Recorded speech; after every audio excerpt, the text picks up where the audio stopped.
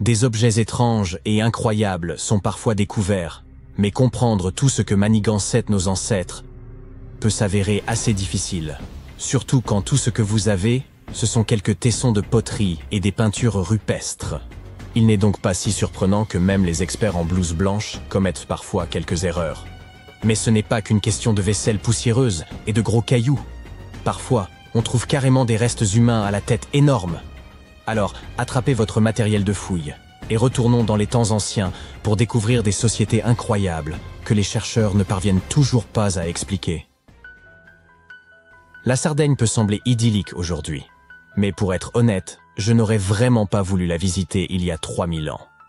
Certaines rumeurs prétendent que d'horribles géants erraient sur cette île à l'époque. On évoque même la découverte de squelettes humains de plus de 4 mètres de haut, bien que personne n'ait jamais apporté de preuves concrètes. Mais ces histoires soulèvent quand même quelques questions, car des choses étranges se sont certainement produites là-bas. En 1974, plus de 5000 fragments d'artefacts en pierre ont été retrouvés dans une partie de l'île, appelée Mondprama. Mais au lieu d'être exposés dans un musée, on les a enfermés dans un coffre-fort souterrain pendant près de 30 ans.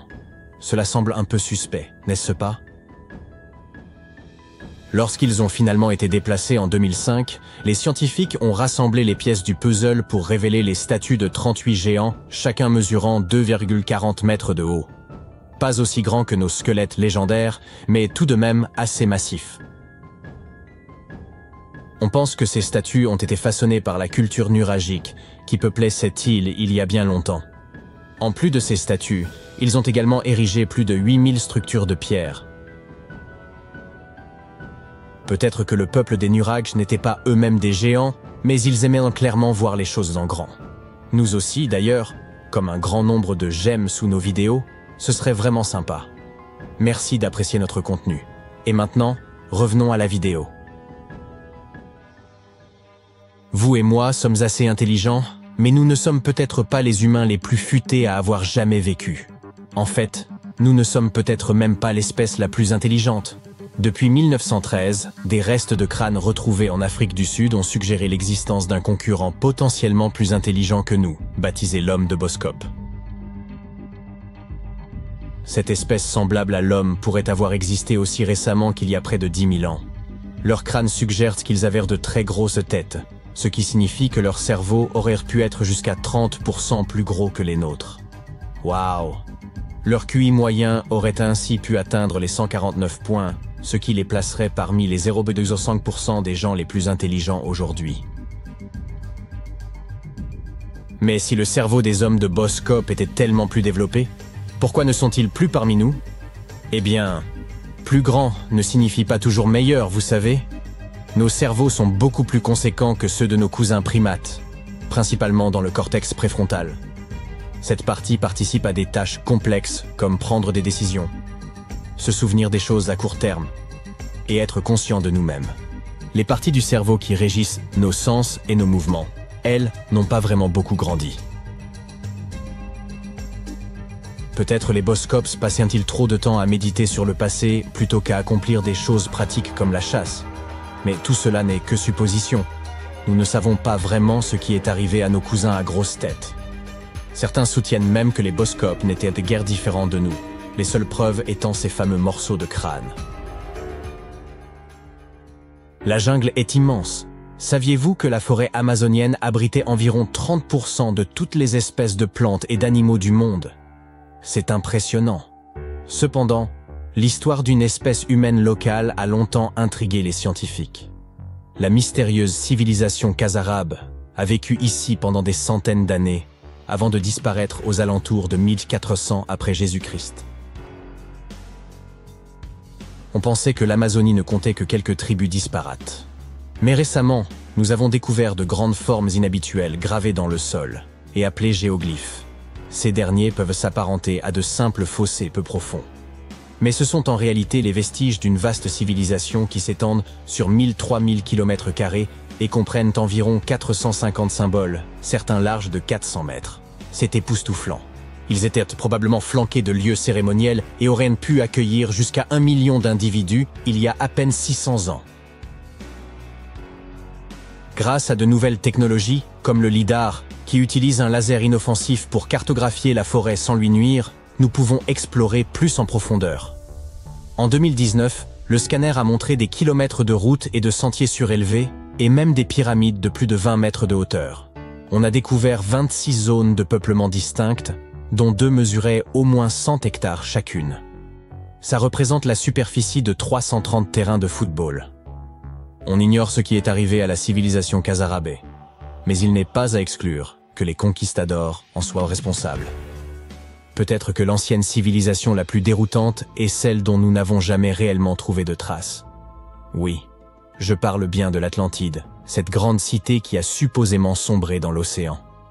Les premières mentions de l'Atlantide nous viennent du philosophe grec Platon, qui évoquait une grande cité proche du détroit de Gibraltar.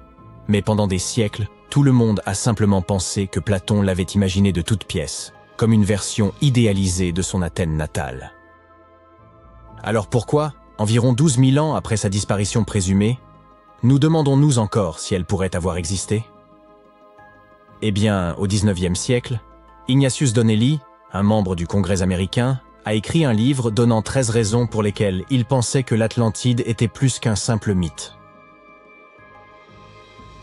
Puis, en 1965, certaines personnes ont cru avoir réellement retrouvé l'Atlantide en découvrant la structure de Richa, un dôme géologique massif de 40 km de diamètre en Mauritanie. Il est si grand que l'on ne peut en observer l'ensemble que depuis l'espace. 2 astronautes survolant le désert du Sahara ont repéré cet œil gigantesque qui les regardait en retour et ont pensé qu'il s'agissait là d'une découverte majeure.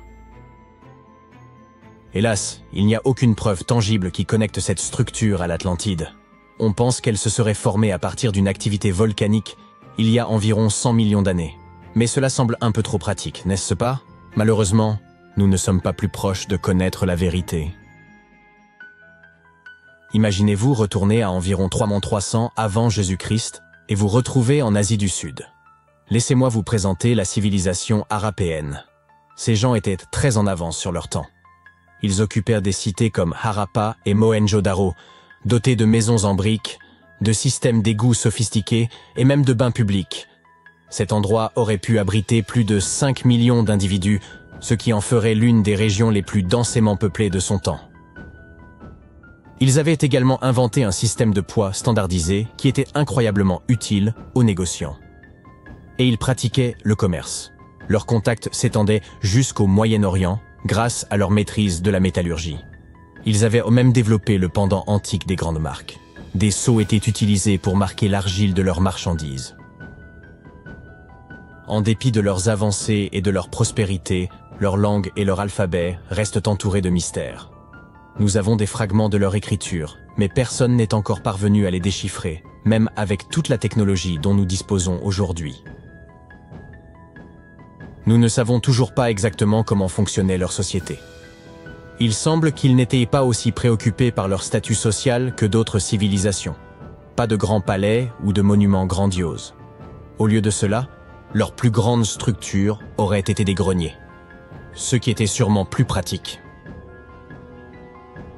Malheureusement, toutes les bonnes choses ont une fin. Autour de 1800 avant Jésus-Christ, cette civilisation florissante a commencé à décliner, peut-être en raison de changements dans les cours d'eau. Alors que leur environnement changeait de face, les Harapéens ont fait leurs valises et se sont dirigés vers des terres plus hospitalières. Avez-vous déjà entendu parler du Minotaure? La bête à tête de taureau et au corps d'homme, pourchassant les valeureux aventuriers dans un dédale sans fin. Eh bien, ce n'est pas n'importe quelle vieille histoire. C'était l'un des drames les plus populaires du monde antique, et il s'inspirait de cet endroit, l'île de Crète. Les Minoens vivaient là pendant l'âge du bronze. Ils avaient de magnifiques palais, d'incroyables fresques et une culture si riche qu'elle fascine encore les historiens à ce jour. Ils ont érigé des lieux comme le palais de Knossos, qui était si complexe, avec ses bâtiments à plusieurs étages et ses couloirs élaborés, qu'il aurait pu inspirer tout le mythe du labyrinthe. Leur ingénierie était tellement en avance sur son temps que même leur système d'évacuation était plus avancé que ce dont beaucoup d'entre nous disposent aujourd'hui. L'histoire du Minotaure a également inspiré la trilogie Hunger Games. L'idée d'envoyer des héros pour combattre découle directement des prisonniers envoyés en tribu pour affronter le Minotaure. Faites-nous savoir dans les commentaires quelle était l'histoire qui vous fascine le plus, et merci d'avoir regardé. Des chercheurs ont mis au jour une cité entière, celle de Guyengola, restée enfouie sous l'épaisse canopée mexicaine durant 6 siècles. S'étendant sur 360 hectares, elle regroupait plus de 1100 édifices, 4 km de remparts, un réseau interne de voies de circulation, ainsi qu'un aménagement urbain réfléchi, comportant temples, terrains de jeux de balles et des quartiers distincts réservés aux élites ou aux classes populaires. Pendant des générations, l'on a cru qu'il ne subsistait là qu'une forteresse abandonnée, selon des récits transmis oralement. Jusqu'à peu, il était impossible d'appréhender l'immensité du site sans des années d'exploration au sol. Mais grâce à une technologie récente, un outil de télédétection appelé LIDAR, il a été possible de générer en à peine 2 heures, depuis un avion, une modélisation tridimensionnelle de l'ensemble. Guyengola fut édifié entre 1350 et 1121. Ce site revêtait une importance capitale pour les Zapotèques, peuple implanté dans la région depuis environ 700 avant notre ère. Les familles y cohabitaient dans des demeures organisées autour d'un vaste patio central bordé de pièces. À mesure que les foyers s'élargissaient, de nouvelles chambres étaient ajoutées, faisant évoluer l'architecture domestique. Les analyses ont démontré que dirigeants et habitants de conditions modestes œuvraient de concert à l'essor de la cité. En raison du relief montagneux environnant, ils surent exploiter intelligemment les pentes naturelles pour y implanter leurs constructions, favorisant ainsi l'écoulement des eaux pluviales. Cette ingéniosité a permis de garantir la solidité et la pérennité des habitations, dont bon nombre demeurent encore debout aujourd'hui. Au cœur de la cité se dressent 2 pyramides, sans doute consacrées aux rites et cérémonies que les prêtres accomplissaient en l'honneur de leurs dieux. Les offrandes étaient déposées sur les autels, tandis que le public se rassemblait sur 2 places aujourd'hui affaissées. On y trouve également un palais comportant 64 pièces, dont certaines soutenues par des colonnes circulaires, réparties sur plusieurs terrasses inclinées. On y trouve des patios desservis par de nombreux escaliers, tous reliés entre eux. L'outil de télédétection a également révélé un promontoire circulaire, aménagé sur un affleurement rocheux naturel, qui permettait aux Zapotèques de voir leurs ennemis s'approcher de loin. Les chercheurs ont aussi identifié 2 structures circulaires, probablement conçues pour l'observation astronomique et la mesure du temps. Ils ont aussi mis au jour plusieurs tombes, attestant la présence d'un cimetière urbain. À la fin du XVe siècle, les Zapotèques exerçaient leur pouvoir sur une vaste portion de la côte pacifique et étaient parvenus à défendre leur territoire contre les ambitions expansionnistes des Aztèques. Ils réalisèrent un exploit quasi inespéré, tenir bon durant un siège de 7 mois à Guyengola et en sortir victorieux. Après cette victoire, ayant conservé leur domination sur le sud mésoaméricain, les Zapotèques n'avaient plus besoin de demeurer à Guyengola. Si les montagnes offraient certains avantages, l'accès à l'eau douce et à des terres fertiles pour l'agriculture s'avérait essentiel. La petite ville de Tehuantepec, située à 19 km à peine, réunissait ces conditions. Ils s'y établirent donc peu avant l'arrivée des Espagnols, en 1521. Avec le temps, les pratiques culturelles des Zapotèques commencèrent à décliner. Leur civilisation ne s'éteignit toutefois pas totalement. Aujourd'hui encore, plus de 3000 Zapotèques résident dans l'état mexicain d'Oaxaca, où ils continuent de perpétuer leur langue et leurs traditions. La création du modèle 3D de cette cité perdue ne constitue qu'une étape préliminaire dans la recherche. Les archéologues espèrent que les études à venir permettront de mieux comprendre l'organisation politique et sociale des Zapotèques, la manière dont ils administraient leur cité, ainsi que la nature de leurs échanges avec les Espagnols à leur arrivée. Ils projettent d'examiner les 1170 structures révélées par le balayage LIDAR, ce qui nécessitera plusieurs années. Plutôt que de fouiller le sol, ils auront recours à des technologies non invasives afin d'explorer la ville sans en altérer les vestiges. Grâce à cette même technologie, les scientifiques ont pu révéler l'existence d'une vaste cité ancienne enfouie sous le dense feuillage de la forêt amazonienne. Un ensemble structuré de maisons, de places, de routes et de canaux reposait dans l'ombre d'un imposant volcan. Pendant des siècles, nombre de chercheurs ont cru que les peuples amazoniens vivaient dans de modestes huttes, ne défrichant que de petites parcelles pour subsister. Or, cette cité, édifiée il y a 2500 ans et occupée durant un millénaire, nous prouve le contraire. Les experts estiment que des dizaines, voire plusieurs centaines de milliers de personnes vivaient au sein de sociétés urbaines complexes. Le balayage de la région a permis d'identifier 6000 plateformes rectangulaires, chacune mesurant environ 20 mètres sur 10 et s'élevant à une hauteur de 2 à 3 mètres. Ces constructions étaient regroupées autour de places centrales, avec des routes rectilignes aux angles droits parfaits, connectées par des sentiers. L'une d'elles atteignait même 26 km de long. La réalisation de voies parfaitement droites exigeait davantage que le simple suivi du relief naturel. Certaines d'entre elles revêtaient probablement une valeur rituelle ou spirituelle. Le sol volcanique, particulièrement fertile, favorisa l'essor de cette civilisation, mais il pourrait aussi avoir contribué à sa disparition. Les chercheurs ont en outre révélé les défenses de ces villes comme des fossés barrant l'accès à plusieurs d'entre elles. Il est donc possible que des groupes voisins aient tenté d'envahir ces cités.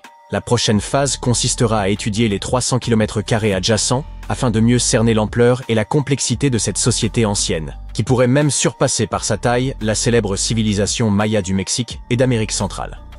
En 1963, un habitant de Turquie fit une découverte stupéfiante en rénovant sa maison. En abattant un mur de sa cave, il mit au jour une pièce énigmatique.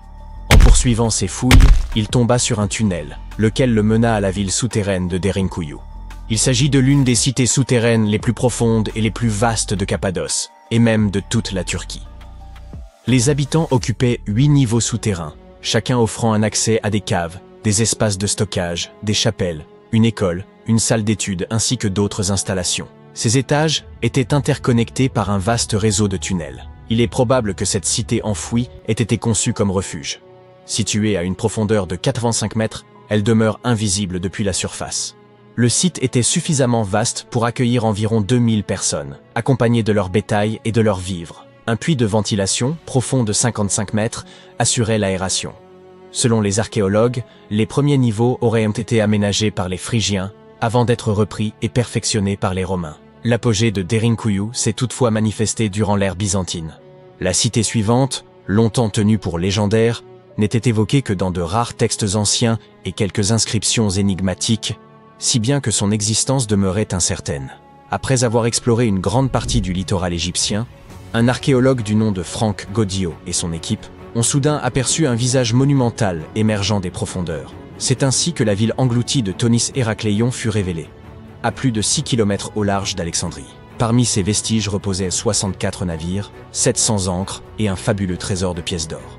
Les archéologues considèrent que les éléments les plus remarquables de cette découverte sont la statue haute de 6 mètres et les vestiges du temple. À son époque, la cité accueillait des rituels et des célébrations dans le sanctuaire d'Amon. Façonnées en granit et en diorite, les ruines ont traversé les siècles sans se détériorer malgré leur immersion prolongée. Elles offrent aujourd'hui un aperçu précieux de la vie, 2300 ans plus tôt, dans l'un des carrefours commerciaux les plus importants du monde antique. La ville disposait d'un réseau de canaux, comparable à une Venise égyptienne d'un autre âge. Ces voies d'eau reliaient divers ports et points d'ancrage, tandis que des ponts unissaient tours, temples, habitations et autres édifices. Thonis Héracléion constituait le principal port du royaume pour le commerce extérieur et la perception des taxes. L'origine de son engloutissement demeure incertaine, mais les chercheurs l'attribuent à des phénomènes naturels. Vers la fin du second siècle avant notre ère, probablement à la suite d'une terrible inondation, la cité fut submergée. Par la suite, Alexandrie, fondée par Alexandre le Grand, surpassa Héracléion en prestige et en influence. Avant cela, Héracléion faisait office de principale porte d'entrée maritime vers l'Égypte. Après la catastrophe, de nombreux navires durent réorienter leur itinéraire vers Alexandrie. Héracléion sombra alors dans l'oubli, jusqu'à sa redécouverte en l'an 2000. Vous voyez cet endroit sur la carte? Oui, juste là. On estime qu'environ une centaine de personnes ont disparu ou ont perdu la vie ici. Pourquoi, demandez-vous? Il semble qu'ils cherchaient tous cet homme. Percy Fawcett. Il était un colonel britannique, célèbre pour ses yeux bleus perçants, sa barbe parfaitement taillée et son chapeau emblématique. Il ressemblait à un personnage de Orgueil et Préjugés, mais vivait davantage comme Indiana Jones. En réalité, ce personnage a été inspiré par l'histoire de Fawcett, mais sa disparition en 1925 fut plus macabre que n'importe quel scénario de film. Le colonel Fawcett était audacieux, pas le genre « demande le mot de passe du Wi-Fi de ton voisin » d'audacieux. Je parle d'un audacieux à part entière, du type « je ne me soucie pas tellement de ma vie ». Il avait été soldat au Sri Lanka et avait même fait un travail d'espionnage secret au Maroc, mais il avait besoin de plus. Ainsi, en 1906, Fawcett a commencé à explorer des parties du Brésil et de la Bolivie, où personne n'avait osé s'aventurer auparavant. Sa mission était de créer des cartes secrètes et stupéfiantes. Bon, ça ne semble pas très risqué, mais croyez-moi, ça l'était. Si vous voulez explorer le monde de nos jours, vous n'avez qu'à ouvrir Google Earth et... eh bien, c'est tout. Aucun danger, pas d'adrénaline. Peut-être juste une ou deux photos étranges de Street View. Ouf, mais nous parlons du début du XXe siècle, quand les satellites et cette voiture bizarre de Google n'existaient pas. À cette époque, si vous vouliez compléter la carte du monde, vous deviez réellement explorer la Terre à pied. Donc, c'est comme ça que le colonel Fawcett s'est retrouvé en Amérique du Sud. Et il est devenu célèbre pour ses expéditions visant à cartographier l'Amazonie sauvage. Par exemple, il a été le premier à enregistrer les emplacements des cascades dans cette région. Mais ensuite, il est devenu obsédé. On peut blâmer le manque de sommeil ou n'importe quelle boisson douteuse de la jungle amazonienne qu'il sirotait, mais soudain, il s'est mis à penser « Je parie qu'il y a une ville ancienne et avancée cachée quelque part par ici. » Alerte divulgateur, il n'y en avait pas. Mais il était accro à cette idée. Fréquenter les Indiens natifs pendant si longtemps l'avait convaincu que de grands groupes pouvaient totalement prospérer au milieu d'une immense forêt tropicale. Et bien sûr, Fawcett aimait une bonne vieille histoire d'aventure, surtout celle des XVIe et XVIIe siècles, écrite par des explorateurs européens. Dans ces récits, les aventuriers affirmaient avoir découvert de vastes colonies et de belles routes au cœur de l'Amérique latine. Mais l'histoire préférée de Fawcett de tous les temps provenait d'un manuscrit écrit en 1753. À l'époque, des aventuriers cherchèrent des métaux précieux au Brésil lorsqu'ils sont tombés sur une ville en ruine avec des bâtiments monumentaux, des routes et des places. Oh, et chaque coin avait une flèche de style romain. Naturellement, le colonel était totalement prêt à la trouver.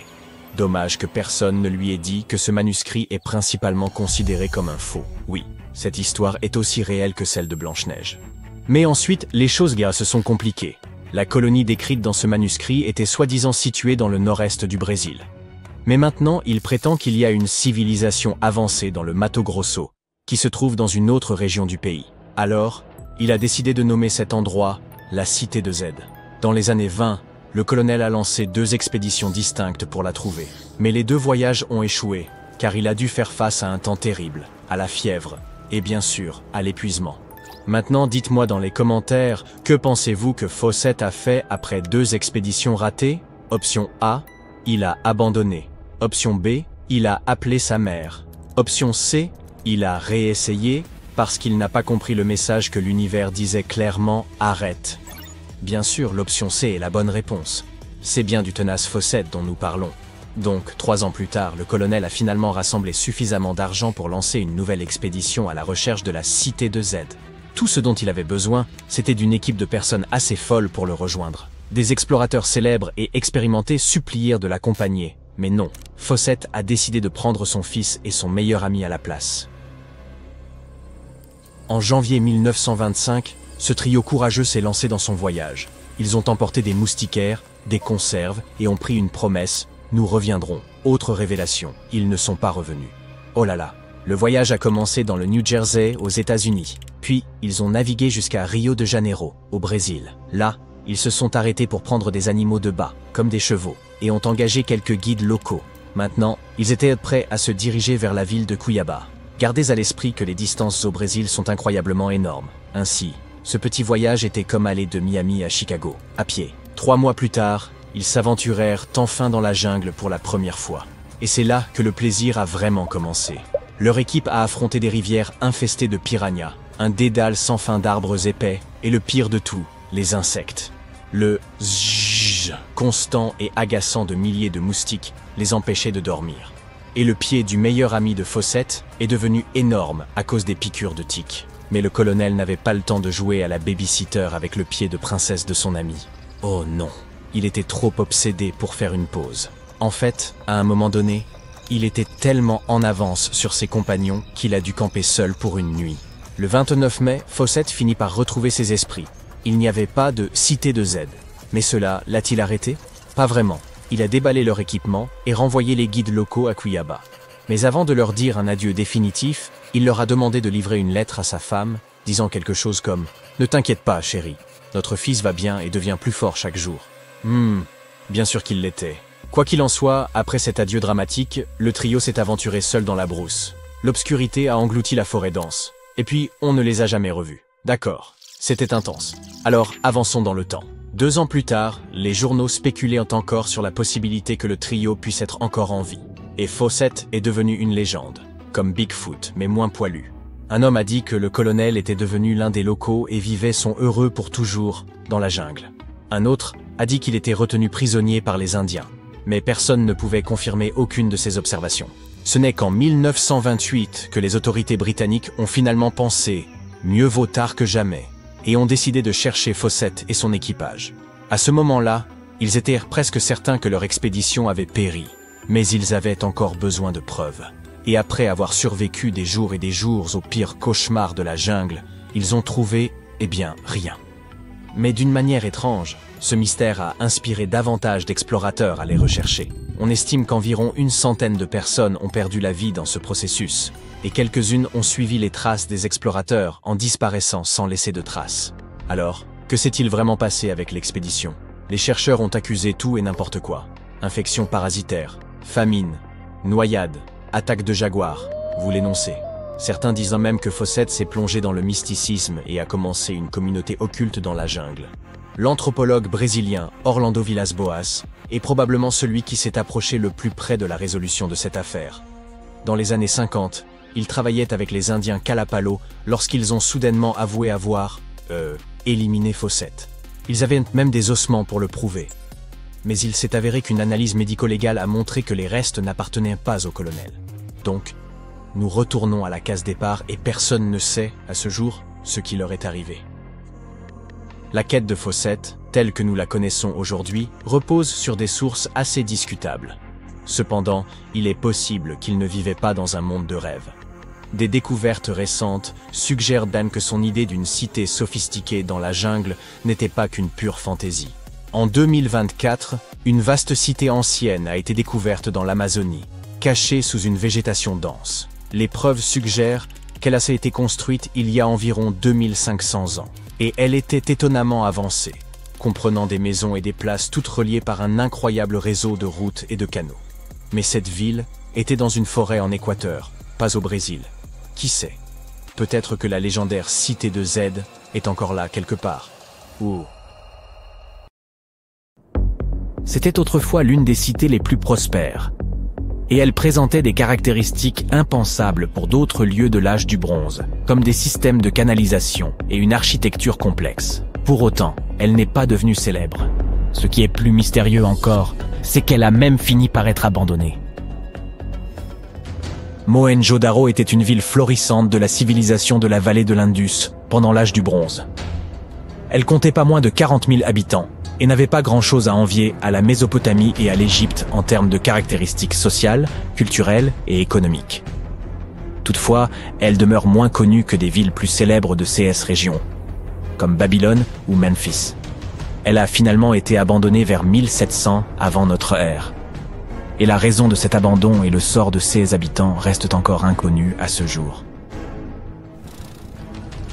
C'est en 1911 que des archéologues ont découvert l'ancienne cité de Mohenjo-Daro, après avoir entendu parler de structures inhabituelles dans la région. Cependant, les autorités indiennes n'ont pas accédé à leur requête, prétextant qu'elle n'avait aucune signification historique, et le site est donc resté intact pendant encore plusieurs années. Ce n'est qu'en 1922 qu'un spécialiste a pensé avoir retrouvé un monument enterré sur place. Cela a conduit à des fouilles de grande ampleur et à la promotion de Mohenjo-Daro au patrimoine mondial de l'UNESCO en 1980. Les vestiges découverts nous ont montré que Mohenjo-Daro était une ville incroyablement moderne pour l'époque. Elle est aujourd'hui considérée comme la mieux préservée des ruines harapéennes. L'une des caractéristiques les plus saisissantes de Mohenjo-Daro était son système d'assainissement avancé. Contrairement à l'Égypte et à la Mésopotamie, où de tels aménagements n'étaient réservés qu'aux riches, Mohenjo-Daro disposait de toilettes cachées et d'égouts souterrains dans toute la ville. Les fouilles ont ainsi mis à jour plus de 700 puits, ainsi que des bains privés et un grand bain communal. Fait remarquable, même les maisons particulières avaient leurs propres toilettes, et les déchets étaient efficacement éliminés par le système d'égouts qui sillonnait la ville. Les habitants de Mohenjo-Daro étaient particulièrement soucieux de leur environnement. Comme la ville était située près du fleuve Indus, ils ont érigé de solides défenses contre les inondations en utilisant un ingénieux système de digues. Au fil des siècles, Ils ont confectionné des poteries, des bijoux, des figurines et d'autres objets magnifiques, lesquels étaient échangés aussi loin que la Mésopotamie et l'actuel sultanat d'Oman. Les archéologues ont noté l'utilisation de matériaux de construction standardisés dans cette ancienne cité, quoique ses habitants n'aient pas disposé des machines nécessaires à l'époque. Surprenamment, toutes les briques y étaient quasiment identiques. Cela témoigne d'une grande attention aux détails dans la conception de la ville, car l'utilisation de briques homogènes engendre une certaine élégance. Les personnes vivant dans cette région employèrent l'écriture de l'Indus pour communiquer entre elles. Cet alphabet mystérieux pourrait être la clé permettant de dévoiler davantage de secrets de Mohenjo-Daro. C'était une langue qui utilisait des symboles au lieu de lettres et avait plus de 400 signes. Le problème, c'est que nous essayons toujours de la comprendre. Le mystère de CE qui a bien pu causer la fin de la civilisation harapéenne et de Mohenjo-Daro demeure irrésolu. Certains archéologues suggèrent que le fleuve Indus aurait pu changer de cours, ce qui aurait dévasté les cultures si l'eau était soudainement trop présente dans la ville. Cependant, il n'y a aucune preuve que des inondations aient impacté la région, ou qu'elle ait été brutalement abandonnée d'un seul coup. Le changement de cours du fleuve n'aurait pas suffi à faire disparaître toute la civilisation de l'Indus. Mohenjo-Daro n'est pas la seule cité perdue des civilisations orientales. Par exemple, l'île de Ross était autrefois connue comme le Paris de l'Orient, en raison de son architecture impressionnante et de ses jardins. Toutefois, l'île n'est aujourd'hui plus que l'ombre de son glorieux passé, et ses bâtiments sont envahis par les racines des arbres et les lianes. Situé à 3 km au large de Port Blair en Inde, ce petit territoire servait initialement de colonie pénitentiaire, mais est ensuite devenu une station balnéaire luxueuse. Après la fermeture du complexe en 1937, un tremblement de terre a encore endommagé l'île, et elle est devenue inhabitable. Aujourd'hui, elle est gérée par le gouvernement indien et attire les touristes intéressés par l'exploration de cités abandonnées.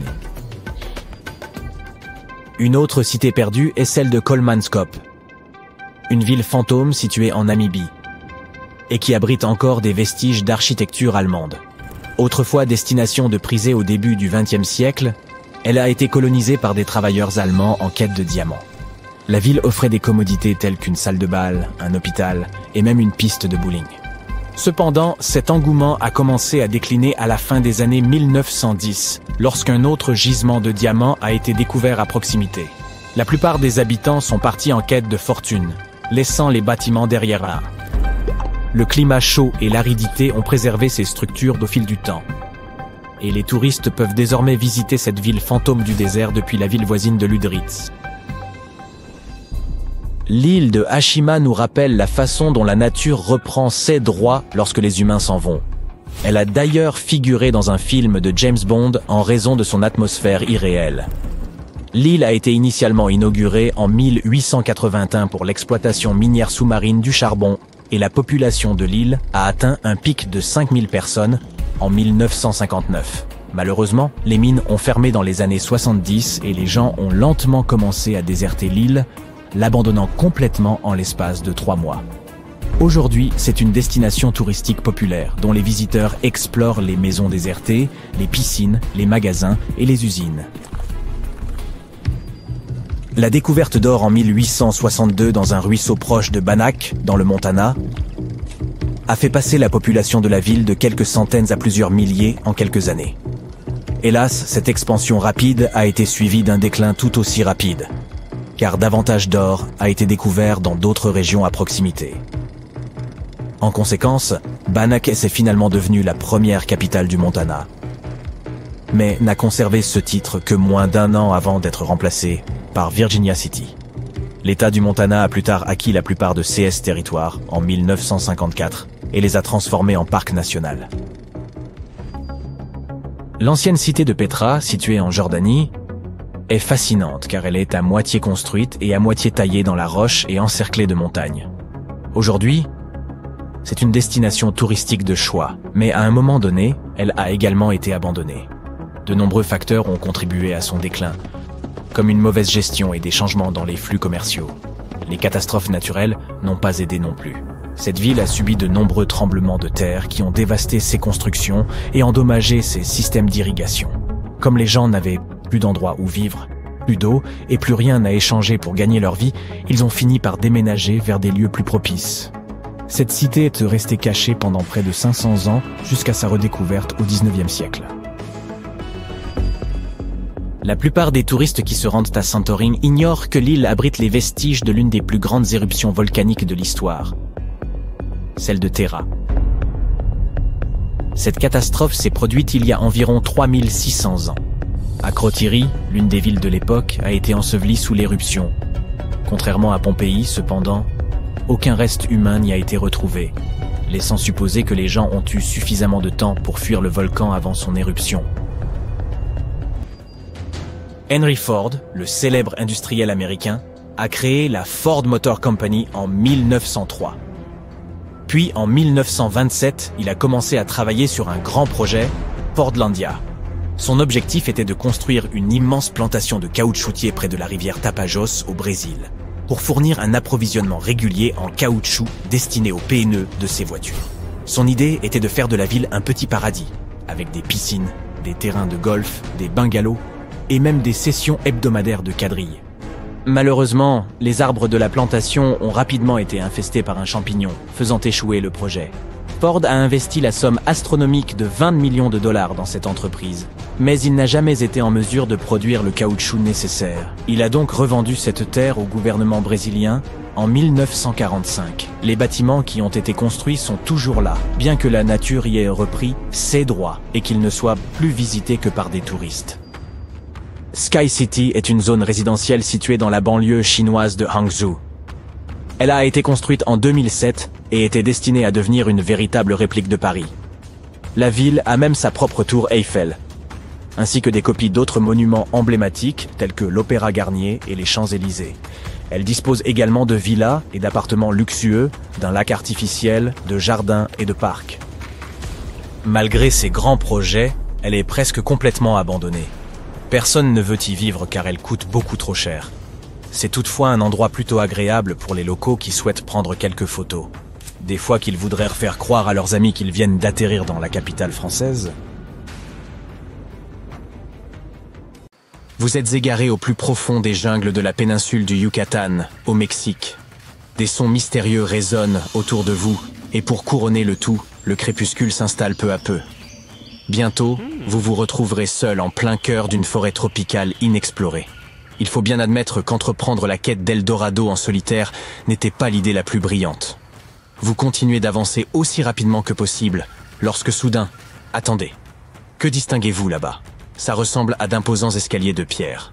Tout cela n'a rien de naturel, alors vous saisissez votre appareil pour le prendre en photo. Peut-être n'avez-vous pas déniché l'or, mais vous avez peut-être mis au jour une découverte inestimable. Félicitations, vous venez de découvrir Okomtun, une cité maya oubliée depuis des siècles. Dissimulée à une 60aine de kilomètres au cœur de la jungle, son nom se traduit littéralement par « colonne de pierre ». La pierre devait être prisée à l'époque, car ses bâtisseurs l'ont abondamment employée pour ériger leurs pyramides, leurs habitations et même leurs terrains de jeux de balles. Si vous pensiez que les Européens détenaient l'exclusivité du ballon rond, détrompez-vous. Les Mayas étaient de fervents amateurs de ces jeux, qu'ils pratiquaient pour le plaisir et la compétition. Okomtun s'inscrit dans une série d'autres cités mayas autrefois perdues, qui sont désormais redécouvertes grâce aux avancées technologiques actuelles. Nous aborderons les autres dans un moment. La caractéristique la plus étonnante de celle-ci est sans doute son emplacement au milieu de zones marécageuses, ce qui explique pourquoi elle fut construite sur un terrain surélevé. Cette ville, d'une envergure monumentale, s'étendait sur plus de 50 hectares, soit l'équivalent de 90 terrains de football juxtaposés.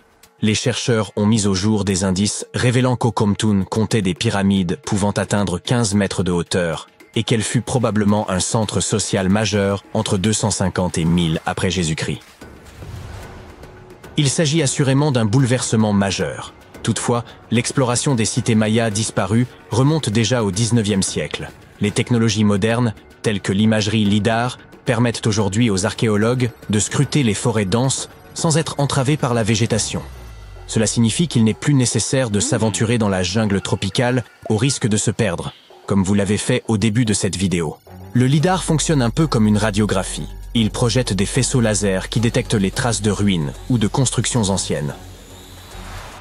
D'après Sarah Parcak, une archéologue spécialisée en télédétection spatiale, les images satellitaires ont joué un rôle crucial dans la découverte d'anciennes villes en Amérique du Sud, en Égypte et ailleurs. Elle consacre d'ailleurs la majeure partie de ses journées à analyser minutieusement ces images pour repérer d'éventuelles traces de cités anciennes. Selon elle, les ruines sont souvent enfouies sous la végétation, la terre ou le sable, rendant leur identification particulièrement complexe. Cependant, grâce à ces outils remarquables, les chercheurs ont également découvert d'anciennes chaussées mayas qui parcouraient les anciens territoires de cette civilisation. Admirez donc ces anciens passages. Nous sommes davantage habitués à voir de telles ruines dans des pays du vieux continent. Mais imaginez des routes de 40 mètres de large, blanchies à la chaux, pour guider les voyageurs dans l'obscurité. Les scientifiques ont récemment mis au jour un réseau de plus de 170 km de ces voies qu'ils estiment antérieures aux premières routes mayas officiellement répertoriées jusqu'à présent. Ces routes, qui traversaient parfois des terrains marécageux et étaient même surélevées par endroits, sont aujourd'hui qualifiées de premières super-autoroutes du monde. Bien qu'aucun indice de traction animale n'ait été retrouvé, il est probable que les Mayas les aient utilisés pour se déplacer au sein d'un réseau, pouvant compter jusqu'à 964 peuplements. Construites sous la forme d'une vaste toile d'araignée, ces chaussées, d'après les informations recueillies par les archéologues, servaient à former un système étendu d'échanges économiques et sociaux entre les différentes cités. Cette découverte remet complètement en question l'idée selon laquelle la période préclassique maya, qui remonte à 2000 ans avant notre ère, se limitait à de petits villages tribaux.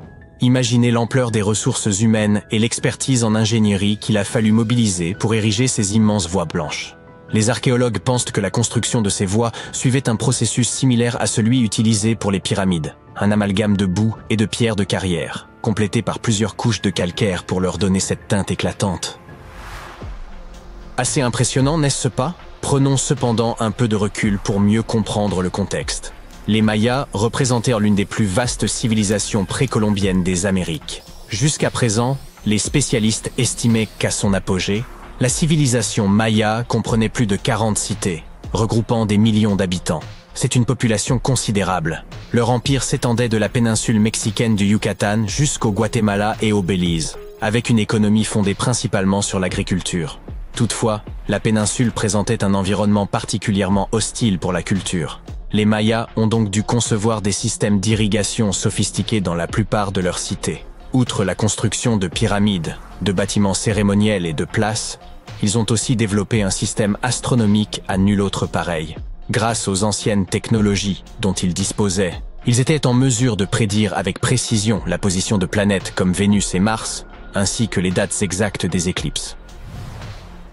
Si vous n'avez jamais vu d'exemple de cité maya ancienne, voici Tikal.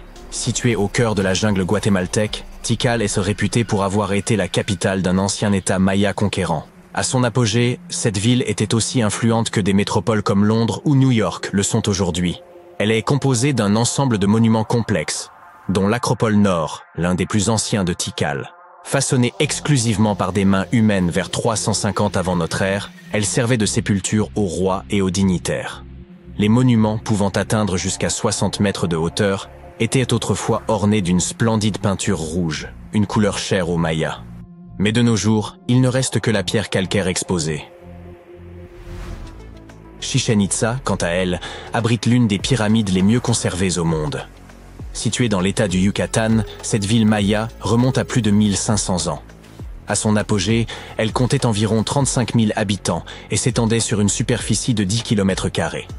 Le site est dominé par El Castillo, un majestueux temple pyramidal de 24 mètres de haut. Ce qui le distingue particulièrement, ce sont les 91 marches de chacune de ses 4 faces qui, en y ajoutant la plateforme supérieure, totalisent 365 marches, correspondant au nombre de jours de l'année solaire. Il est évident que c'était une civilisation de grande ampleur, n'est-ce pas? C'est d'ailleurs pour cette raison que le mystère de son déclin reste si difficile à élucider.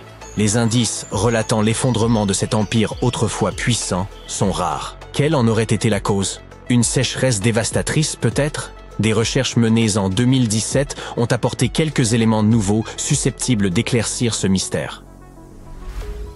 À partir des données recueillies sur le site de Ceibal, au sud-ouest de Tikal, les chercheurs ont examiné les résultats des analyses de radiocarbone, ainsi que les découvertes issues des fouilles archéologiques et des céramiques, pour obtenir de nouvelles informations sur le déclin inattendu de cette grande civilisation.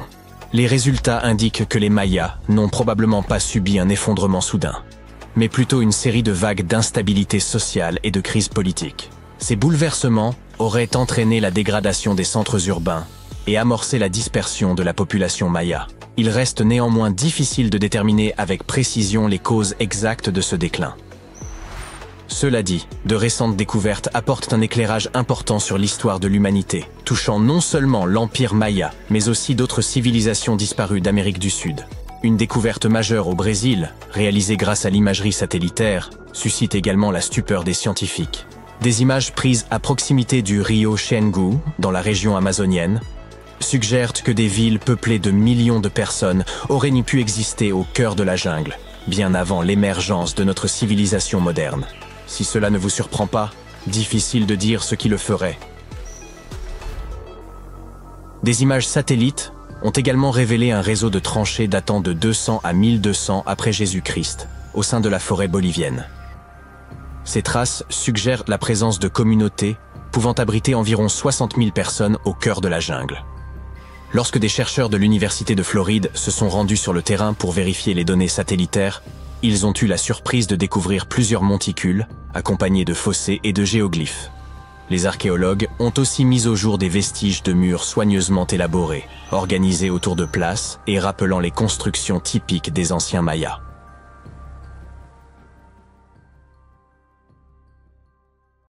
Il y a une île mystérieuse qui apparaît et disparaît comme par magie. Tout comme le chat de Schrödinger, l'île de Schrödinger existe et n'existe pas tout à la fois. Officiellement, elle s'appelle Sandy Island, et elle est bien apparue sur des cartes, mais elle n'a jamais existé dans la réalité. Des scientifiques australiens ont décidé de résoudre le mystère une fois pour toutes, en se lançant sur la piste de cet archipel insaisissable. Mais lorsqu'ils ont atteint les coordonnées à disposition, ils n'ont trouvé que des vagues d'un bleu infini, comme si l'île jouait à cache-cache avec eux. Cette histoire remonte à 1876. Un baleinier qui traversait la région a signalé la présence d'une île. Celui qui l'a vue a dit qu'elle mesurait plus de 24 km de long du nord au sud et environ 5 km de large, soit environ la taille de Manhattan, pas du tout minuscule. Mais chaque fois que des chercheurs se sont rendus dans la région, ils n'ont rien trouvé. En 1974, une mission officielle en provenance de Nouvelle-Calédonie a donc déclaré que Sandy Island n'existait tout simplement pas et l'a donc exclu de toutes les cartes. Tout le monde a ensuite continué à vivre sa vie, jusqu'à ce qu'on remarque que l'île apparaissait sur Google Earth sous la forme d'une tache noire. En 2012, une autre expédition australienne se rendit sur place pour essayer d'obtenir une explication. Finalement, ils rédigèrent l'éloge funèbre de l'île perdue et clarifièrent la situation pour tous les curieux. Tout d'abord, au XIXe siècle, la cartographie n'était pas ce qu'elle est devenue par la suite. Il était facile de se tromper dans les coordonnées. Ensuite, il y a le fait que la région est très active sur le plan volcanique. Il est probable que de la lave se soit refroidie et ait créé une sorte de radeau. Imaginons maintenant que le baleinier soit passé par là, qu'il ait vu le radeau volcanique et qu'il ait cru, de loin, qu'il s'agissait d'une île. Ce n'est bien sûr qu'une supposition. Les humains se sont aventurés très loin à travers le monde, et il a pu sembler, à un moment donné, que nous avions exploré les moindres recoins de notre planète. Mais lorsque le mont Lico est apparu sur Google Earth, les scientifiques se sont soudain montrés très enthousiastes. Cette merveille cachée au nord du Mozambique n'est pas une forêt tropicale ordinaire. Elle est nichée à l'intérieur d'un volcan. Déterminés à confirmer l'existence de cette forêt mystérieuse, les experts ont réuni une équipe de scientifiques et de spécialistes de haut niveau, venus du monde entier. Le voyage jusqu'au mont Lico n'a pas été de tout repos. Une impressionnante ascension rocheuse verticale se dressant entre eux et la forêt. Mais après 6 années de planification et de préparation, ils étaient fin prêts à relever le défi. Une fois sur place, ils ont constaté que le site était encore plus beau qu'ils ne l'avaient imaginé. L'endroit ressemblait à un jardin parfaitement entretenu. La forêt semblait unique, très différente des autres forêts tropicales. Il y avait des chenilles incroyablement grosses et d'aspect dangereux, Et ils ont même trouvé des pots anciens et des preuves d'un écosystème humain intact. Oh! Terra Incognita signifie terre inconnue. L'un des plus grands territoires inconnus mais en cours de dévoilement est celui qui se trouve sous la calotte glaciaire de l'Antarctique. Sous la surface enneigée se cache un monde entièrement nouveau, avec des canyons, des cours d'eau et des lacs que les scientifiques travaillent actuellement à cartographier. On ne peut s'empêcher de se demander s'il y a vraiment de l'eau liquide sous la surface gelée de l'Antarctique. Oui, c'est bien possible. L'eau peut exister à l'état liquide grâce à la pression, et aussi grâce à la chaleur qui émane de l'intérieur de la Terre. Ainsi, nous trouvons des merveilles, comme le célèbre lac Vostok. On ne le voit pas, mais le lac Vostok se trouve juste ici. Situé dans l'Antarctique de l'Est, il se trouve sous 4 km de glace épaisse. Cet immense lac a une superficie d'environ 12 500 km². Nous n'avons pu le découvrir qu'à l'aide de technologies de pointe telles que les sondes sismiques et les radars. Selon les scientifiques, il est probable que ce lac existe depuis une quinzaine de millions d'années. Le Bhoutan est connu pour être, entre autres, le pays le plus heureux de toute l'Asie. Mais il a longtemps gardé un trésor caché, l'une des plus hautes montagnes non escaladées du monde, le Gangkhar Puensum. Pour info, le Bhoutan est enchâssé dans les glorieuses montagnes de l'Himalaya. Les amateurs d'escalade ont donc été très enthousiastes lorsqu'ils ont découvert une montagne encore vierge. Imaginez que vous soyez la première personne à gravir un sommet inexploré. Cela vous garantirait certainement une place dans le livre Guinness des records. C'est une loi bhoutanaise qui a longtemps préservé cette montagne. Pour les habitants de la région, son sommet est un site sacré, entouré de mystères et de légendes. Selon l'une de leurs croyances, le caractère sacré de l'ascension d'une montagne ne réside pas dans le fait d'atteindre son sommet, mais dans le fait de communier véritablement avec la nature. Il faut admettre que les Occidentaux voient les choses autrement. Si vous vous trouvez dans l'État de New York, ne manquez pas de visiter l'Aglo General Store. Il vous faudra circuler quelque temps dans les Catskills, mais vous finirez par trouver ce magnifique et grandiose rien du tout. Aglo est l'une des villes de papier les plus célèbres d'Amérique, c'est-à-dire une fausse ville. Mais son histoire est différente de celle de Sandy Island. La ville d'Aglo n'a jamais existé, et ce n'était pas une erreur. Les cartographes ont une vieille méthode pour empêcher le plagiat. Ils ajoutent de fausses villes à leurs cartes pour savoir si quelqu'un a copié leur travail. Ce à quoi ils ne s'attendaient pas, c'est que cette pratique dégénère complètement. On raconte qu'un jour, dans une station-service, un homme a acheté une carte sur laquelle figurait la ville d'Aglo. Cette personne a ensuite décidé d'ouvrir un magasin à cet endroit et de l'appeler l'Aglo General Store. Selon la rumeur, ce propriétaire aurait été poursuivi en justice par les auteurs de la carte. Quoi qu'il en soit, tout ça a duré quelques années, puis c'est devenu un sujet de plaisanterie nationale. Des Américains viennent de tous les coins du pays pour prendre une photo du panneau de bienvenue de la fausse ville. Et puis il y a l'île de Bermeja, située dans le golfe du Mexique. Cette île bizarre apparaît sur de nombreuses cartes des 16e et 17e siècles. Elle a probablement été dessinée par des explorateurs espagnols. Bien sûr, son emplacement exact varie d'une carte à l'autre. Son nom même apparaissait parfois sous une forme différente, Bermeja, mais on était pourtant sûr de son existence. L'île de Bermeja est apparue pour la dernière fois sur une carte mexicaine de 1921, et puis, pouf, elle a disparu définitivement. Les gens ont commencé à se poser des questions. L'île avait-elle coulé? Avait-elle été détruite? En 2009, 3 missions officielles ont été lancées à la recherche de l'île. Des technologies de pointe ont été utilisées pour explorer les fonds marins mexicains, mais Bermeja restait introuvable. Les chercheurs ont alors échafaudé quelques hypothèses. Penchons-nous sur l'une d'entre elles. L'île aurait été inventée par des explorateurs de l'époque pour tromper leurs ennemis dans leur quête de terres et de trésors. Cela semble plausible. Jetons un coup d'œil à Rio de Janeiro. Autrefois, la ville regorgeait de territoires informels. Ces lieux sont connus sous le nom de bidonvilles ou favelas.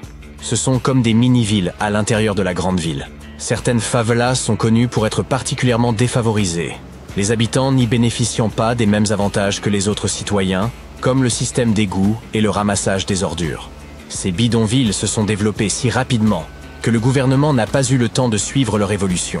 Aujourd'hui, ce sont donc généralement les habitants eux-mêmes qui nomment les rues, et ils se débrouillent avec ce qu'ils ont à leur disposition.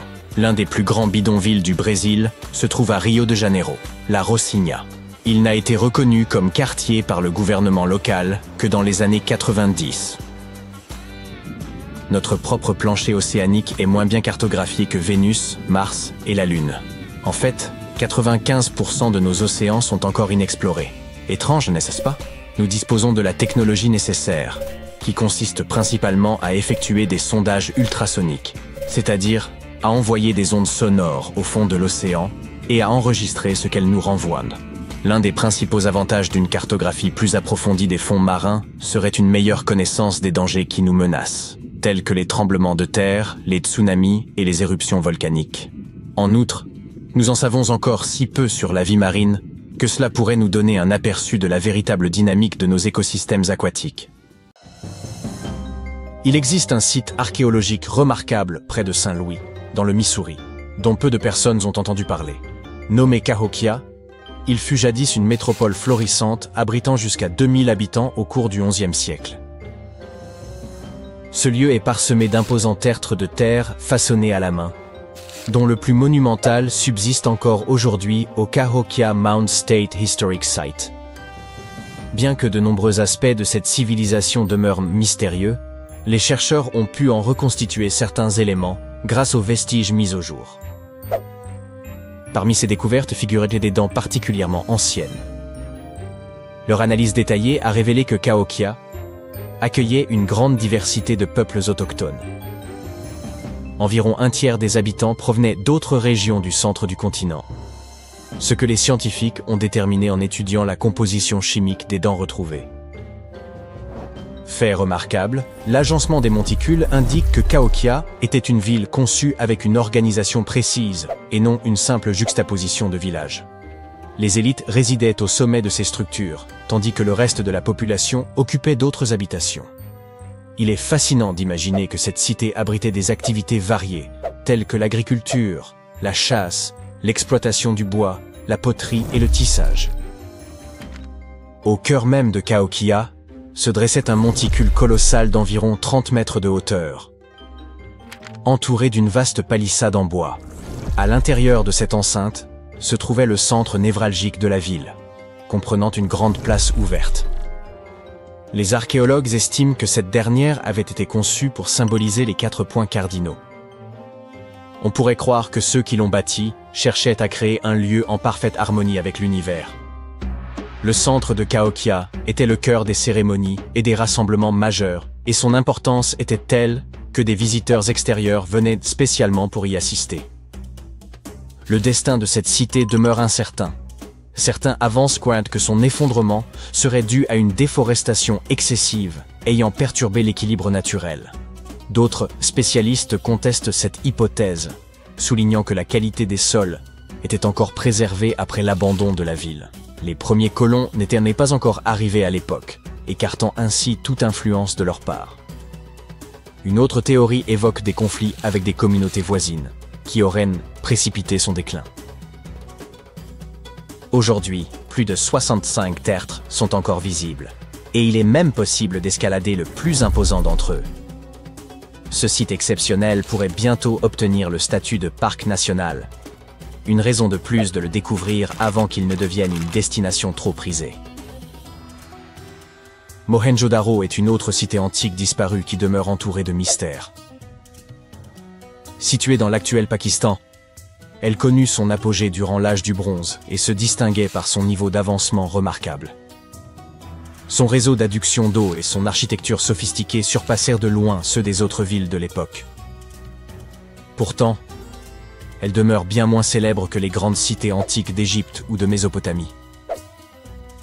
Plus énigmatique encore, son abandon soudain, dont la cause reste encore inconnue. Bien que la ville ait été mise au jour en 1911, les archéologues mirent du temps à saisir toute son importance. Les fouilles révélèrent notamment un système d'assainissement avancé, comprenant plus de 700 puits, des bains privés ainsi que de vastes thermes publics. De manière impressionnante, même les habitations individuelles disposaient de toilettes reliées à un réseau d'égouts fonctionnels qui s'étendait à travers la ville. Mohenjo-Daro était également un centre commercial dynamique, produisant des poteries raffinées, des bijoux et des figurines qui s'exportaient à travers toute la région. Malgré cette sophistication, la raison de son abandon reste inconnue. Certains suggèrent que des changements dans le cours du fleuve Indus auraient pu être un facteur déterminant. Quant aux inscriptions laissées par ses habitants, elles restent indéchiffrables, même pour les experts les plus aguerris, compliquant encore davantage la reconstitution de son histoire. Avez-vous déjà entendu parler du village perdu de Kolmanskop? Autrefois, il s'agissait d'une petite colonie établie au cœur du désert du Namib. Selon la légende, elle tiendrait son nom d'un certain Coleman, qui se serait enlisé dans les dunes avant de disparaître à jamais. Toutefois, ce n'est pas là l'aspect le plus curieux. En 1908, un cheminot découvrit une pierre brillante et la montra à son chef d'équipe, qui s'avéra être un minéralogiste amateur. Après analyse, ils réalisèrent qu'il s'agissait d'un diamant. Rapidement, Kolmanskop devint la ville la plus prospère d'Afrique et l'un des endroits les plus riches au monde. On y trouvait de luxueuses maisons, une école, un hôpital et même une usine à glace destinée à approvisionner les garde-manger. L'hôpital était équipé de la toute première machine à rayon X d'Afrique australe, supposément employée pour s'assurer que les ouvriers ne tenteront pas d'avaler des diamants en douce. Mais dès la fin des années 20, la découverte d'un autre gisement diamantifère à proximité entraîna le déclin de Kolmanskop. Peu à peu, ses habitants partirent en quête de nouvelles opportunités, laissant derrière eux une ville déserte. En 1938, l'ensemble des équipements industriels fut déplacé vers le sud, condamnant Kolmanskop à l'oubli. Son dernier habitant quitta les lieux entre 1956 et 1960. Cependant, le climat aride a permis une remarquable conservation des bâtiments, transformant cette cité fantôme en un site prisé des visiteurs. Vous avez certainement entendu parler du Machu Picchu, cette fascinante cité antique située au Pérou. Perchée sur les hauteurs vertigineuses des Andes, elle s'étend sur une vaste superficie et surplombe les vallées environnantes. Son importance historique et son architecture lui valent d'être classée parmi les merveilles du monde moderne. Toutefois, son véritable usage reste un mystère. Bien qu'elle ait pu abriter jusqu'à 750 personnes, les traces humaines y sont limitées. Certains avancent qu'il s'agissait avant tout d'un lieu spirituel ou cérémoniel, tandis que d'autres le voient comme un luxueux centre de villégiature destiné à l'élite inca. La présence de vastes terrasses suggère une fonction agricole expérimentale ou un rôle commercial. Une autre hypothèse, plus surprenante, évoque l'éventualité d'une prison, en raison de la découverte d'un espace ressemblant à une cellule. Il est intriguant de constater qu'aujourd'hui encore, les archéologues et les historiens peinent à comprendre comment cette cité a été édifiée. Saviez-vous que les Incas n'auraient probablement pas utilisé de roues pour transporter les matériaux? Pourtant, d'énormes blocs de granit ont été hissés jusqu'au sommet escarpé des Andes, alors même que leur poids était considérable. Certains estiment que des centaines d'ouvriers unissèrent leurs forces pour faire progresser chaque roche jusqu'au sommet. Les gigantesques pierres du Machu Picchu sont si parfaitement ajustées qu'aucune fissure n'est visible entre elles. Ce détail remarquable confère à la structure une incroyable résistance au séisme, un atout majeur dans un pays comme le Pérou, sujet aux secousses telluriques. Mais comment ces blocs parviennent-ils à rester en place malgré les séismes?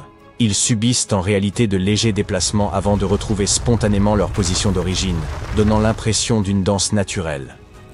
Certains avancent que des cales en bois humidifiées auraient été employées pour stabiliser les pierres, mais cette hypothèse semble peu compatible avec l'ampleur des constructions. Les bâtisseurs du Machu Picchu semblent également s'être passés de bêtes de somme et d'outils en fer. Ils ont dû façonner et assembler chaque élément à la seule force de leurs mains. De surcroît, la citadelle repose sur une faille tectonique, ce qui a nécessité le déplacement de vastes quantités de roches et de terre afin d'aplanir le terrain.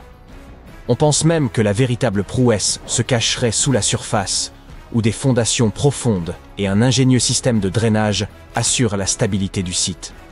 D'ailleurs, un réseau hydraulique souterrain, jusque-là inconnu, a récemment été mis au jour grâce à la numérisation 3D. Les Incas n'utilisèrent pas de mortier pour assembler les blocs de granit, mais leur travail était si précis qu'il est impossible d'y glisser une feuille de papier. Une hypothèse suggère que les artisans employaient des outils de pierre constitués de matériaux plus durs que les blocs façonnés. C'est comme si l'archéologie s'était récemment éveillée, avec l'ambition soudaine d'enflammer l'actualité par des révélations capables de transformer notre vision du passé. de la découverte de fossiles de dinosaures en Iowa, à la traduction de mauvais présages gravés sur des tablettes babyloniennes, l'histoire révèle plus de secrets qu'elle ne l'a jamais fait. Lorsque le Vésuve entra en éruption en 79 de notre ère, il figea la cité dans le temps. Certaines des découvertes les plus marquantes furent profondément émouvantes, comme cette femme parée d'un bracelet d'or, tenant un enfant dans ses bras, ou ses deux sœurs étreintes par la peur. C'était du moins l'interprétation des scientifiques. En 2024, des analyses ADN de pointe ont remis en cause ces lectures anciennes. La mère de la maison du bracelet en or s'est avérée être un homme arborant un bracelet de 30 carats. Quant à l'enfant, il n'existait aucun lien de parenté entre eux. Et les deux sœurs? L'une était en réalité un homme, l'autre reste une énigme. Certains pensent à un couple, mais la vérité demeure enfouie dans les méandres du temps. En parlant de réécrire l'histoire, une autre découverte bouleversante nous vient de la Babylone antique. Des archéologues ont récemment déchiffré des textes vieux de 4000 ans qui se sont révélés porteurs d'annonces particulièrement funestes. Ces textes, que l'on pense originaires de Sippar, ville proche de l'Euphrate dans l'actuel Irak, évoquent les éclipses lunaires, ces moments où l'ombre de la Terre obscurcit la Lune, que les Babyloniens considéraient comme de mauvais présages. Une éclipse pouvait annoncer des fléaux, des pénuries, voire l'effondrement du royaume. Mais l'aspect le plus surprenant est que les Babyloniens avaient mis au point des stratégies pour contrer ces mauvais augures. Ils convoquèrent des prêtres pour accomplir des rituels, ou consultèrent des oracles pour obtenir conseil. Ces anciens astrologues prenaient leur fonction très au sérieux. Il ne s'agissait pas seulement d'observer les astres, mais bien de protéger le royaume. Auguste, premier empereur de Rome, n'était sûrement pas un personnage anodin. Les archéologues avaient déjà mis au jour les vestiges de ces luxueuses villas, lieux de fête et de pouvoir. Mais ils pensent désormais avoir localisé l'endroit où il aurait été inhumé. Aux abords de Naples, une structure ancienne a été découverte sous les fondations d'une villa. On y a trouvé un dispositif similaire à un système de chauffage moderne, sans doute destiné à alimenter des thermes. Des rayons entiers d'amphores suggèrent que l'endroit aurait été reconverti en lieu de culte. Bien que la nature exacte des lieux demeure incertaine, s'il s'agissait de la dernière demeure d'Auguste, l'impact sur notre compréhension de l'histoire serait majeur. Tandis que la Rome antique continue de livrer ses secrets, les fameuses lignes de Nazca au Pérou dévoilent elles aussi des aspects ignorés. Ces géoglyphes monumentaux, façonnés il y a plusieurs millénaires, n'avaient été explorés qu'en partie. Jusqu'à maintenant. Des chercheurs ont entraîné une intelligence artificielle pour analyser 630 km² de terrain. Grâce à cet outil, ils ont identifié plus de 300 nouveaux dessins, incluant des lamas, des silhouettes humaines et des visages étranges. L'algorithme, initialement conçu pour décrypter des manuscrits calcinés du Vésuve, a permis de doubler le nombre de motifs connus. L'histoire ancienne entre ainsi dans l'ère numérique. En Bulgarie, des archéologues ont fait une trouvaille inattendue dans un lieu peu propice à l'émerveillement, un égout. En 2024, les chercheurs ont exhumé une statue en marbre de 2 mètres de haut représentant Hermès, le dieu grec des voyageurs et du commerce, parfaitement conservée sous plusieurs couches de terre. Selon les experts, la statue aurait été dissimulée après un tremblement de terre survenu en 388 après Jésus-Christ, qui avait gravement endommagé la ville. En cette période, le paganisme reculait tandis que le christianisme s'imposait comme religion officielle de l'Empire romain. Nombre d'idoles furent détruites. Mais il semble que certains habitants aient choisi de préserver leurs dieux en les cachant sous terre. Explorer le lit de la Tamise s'apparente à fouiller sous votre lit, mais en nettement pire. Ce fond boueux regorge d'objets abandonnés, parmi lesquels une police de caractère légendaire. Au début du XXe siècle, 2 hommes inventèrent la police de caractère Dove, destinée à l'impression d'ouvrages raffinés. Mais à la suite d'un conflit violent, l'un des créateurs jeta l'ensemble des caractères métalliques dans le fleuve. Un siècle plus tard, en 2014, un designer désireux de ressusciter cette typographie se lança dans une quête. Et, en 20 minutes à peine, il retrouva les premières lettres. Grâce à l'intervention de plongeurs, d'autres furent récupérés. Certains de ces caractères ressuscités sont désormais visibles dans un musée.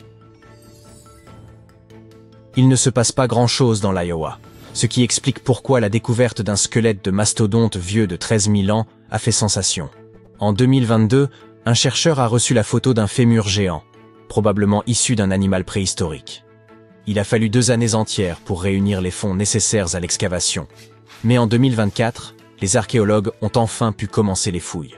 En 12 jours, ils ont exhumé un crâne de mastodonte remarquablement bien conservé. Une première pour un État du Midwest. Voilà une découverte qui aurait de quoi rendre jaloux Indiana Jones. Et pour cause, elle a eu lieu à Petra, l'ancienne cité jordanienne visible dans l'un des films. Sous le trésor de Petra, les archéologues ont mis au jour une chambre vieille de 2000 ans contenant au moins 12 squelettes ainsi que des objets en bronze et en fer. Construite par les Nabatéens, cette pièce offre de nouvelles perspectives sur leur rituel funéraire encore très mal connu. L'un des éléments les plus étonnants, un calice en céramique que l'un des squelettes serrait dans ses mains. Au Pérou, les archéologues ont fait une découverte qui bouleverse les manuels d'histoire. Une souveraine précolombienne. Sur le site vieux de 16 siècles de Pañamarca, les scientifiques ont mis au jour une salle du trône ornée de fresques éclatantes. On y voit des femmes en train de filer ou de tisser, des hommes portant la couronne, et même une femme couronnée en train de s'adresser à un homme oiseau. Cette découverte laisse penser que les femmes moches n'étaient pas que des figures religieuses, mais qu'elles détenaient également un véritable pouvoir politique. Les micro-maisons sont un concept très actuel, mais les archéologues pensent en avoir trouvé une version antique à Pompéi. Contrairement aux demeures romaines traditionnelles, avec leur vaste atrium destiné à recevoir, celles-ci n'en possédaient pas. En revanche, elles regorgeaient d'œuvres d'art. À l'intérieur, on a découvert un autel décoré de peintures représentant rapaces, moineaux, serpents et plantes. L'autel abritait aussi des objets rituels comme une lampe et un brûleur d'encens, ce dernier contenant encore des résidus d'herbes parfumées. En 2021, des chercheurs explorant le fond de la mer Baltique ont découvert un mur de pierre gigantesque dissimulé sous l'eau. Long de 2,5 km, le Blinker Wall pourrait bien être la plus ancienne construction humaine d'Europe. Situé à 20 mètres de profondeur, il se compose de quelques 1400 petites pierres. Agencé entre 300 énormes blocs rocheux pesant jusqu'à 142 tonnes. Daté de plus de 10 000 ans, le Blinker Wall est plus ancien que Stonehenge ou les pierres de Karnak. Il aurait été bâti à une époque où la zone n'était pas encore submergée. Les scientifiques pensent qu'il servait à la chasse aux rennes, en guidant les animaux vers un lac où ils pouvaient être capturés. Ah, et puis il y a cette dalle de granit découverte dans la région d'Abydos, en Égypte. On pensait d'abord qu'elle appartenait à 2 dignitaires influents de l'Égypte antique, mais de récentes recherches ont révélé qu'il s'agissait en fait d'un fragment du sarcophage du pharaon Ramsès II, l'un des pharaons égyptiens les plus renommés. Un chercheur a identifié sur cette dalle une gravure précieuse, mentionnant le nom de Ramsès II. Ce grand roi a gouverné l'Égypte il y a plusieurs millénaires, et après sa mort, son tombeau a été pillé, entraînant plusieurs déplacements de sa dépouille et de ses objets funéraires. Cette découverte indique que certains biens de Ramsès sont resservis après le saccage de sa sépulture. Elle illustre aussi le fait que les tombes de l'Égypte antique faisaient souvent l'objet de pillages, les objets précieux qu'elles contenaient étant ensuite remis à profit. Tout récemment, un événement inattendu a eu lieu lors d'une fouille menée à Norton Disney, en Angleterre. Alors qu'un bénévole du club local d'histoire et d'archéologie recherchait des pièces anciennes et des broches, il a mis au jour un étrange dodécaèdre romain. Ce petit objet creux, composé d'un alliage de cuivre et présentant 12 faces pentagonales, était enfoui depuis 1700 ans, mais son état de conservation était étonnant. Plus de 30 spécimens similaires ont été retrouvés au Royaume-Uni, sans que personne ne sache avec certitude à quoi ils servaient. Certains avancent qu'il pourrait s'agir d'outils de mesure ou de calendrier, tandis que d'autres y voient des objets rituels. Le groupe de Norton Disney estime pour sa part que ces dodécaèdres étaient probablement des symboles liés à des cérémonies religieuses, car la plupart ne présentent aucun signe d'usure lié à un usage quotidien. Imaginez-vous en train de traverser un désert à pied. Il fait chaud, vous avez terriblement soif et pour couronner le tout, il vous faut contourner ce mur. Un mur au milieu d'un désert aride et sans vie. Exactement, un mur dans le nord du désert saoudien. Les archéologues viennent de faire une découverte extraordinaire, Et il ne s'agit pas d'un simple mur. Non. Il s'agit de toute une ville antique fortifiée qui pourrait dater de l'an 2400 avant notre ère. Il pense que cet endroit abritait environ 500 personnes et qu'il a pu être habité pendant un millénaire. C'est une découverte capitale, car cela signifie que cette région était peut-être beaucoup plus avancée que l'on ne le pensait. La ville était bien organisée, avec différentes zones d'habitation, des tours et des murs solides pour la protection des habitants, ainsi que différentes sections pour toutes sortes d'activités quotidiennes. Cette ville antique, que l'on appelle aujourd'hui Al-Nata, était une ville oasis, et grâce à elle, nous avons un aperçu de ce qu'était la vie dans ce désert il y a des milliers d'années. Apparemment, les différentes zones étaient bien séparées. Il y avait des quartiers résidentiels, un cimetière, des terres agricoles et même un centre-ville. Cette ville oasis, située dans la région de Khaybar, constitue la première grande colonie organisée du 2e ou 3e millénaire avant notre ère découverte par les chercheurs dans le nord-ouest de l'Arabie. Les premières études nous montrent que cette ville, qui s'étendait sur environ 2300 mètres carrés, comprenait plusieurs quartiers, dont un quartier résidentiel, un cimetière et un quartier judiciaire avec des tribunaux. Les maisons étaient disposées en rangées bien ordonnées, toutes reliées par de petites routes. Ces rues séparaient le quartier résidentiel du reste de la ville. À l'époque, la plupart des habitants de cette région étaient des éleveurs nomades, en perpétuel mouvement.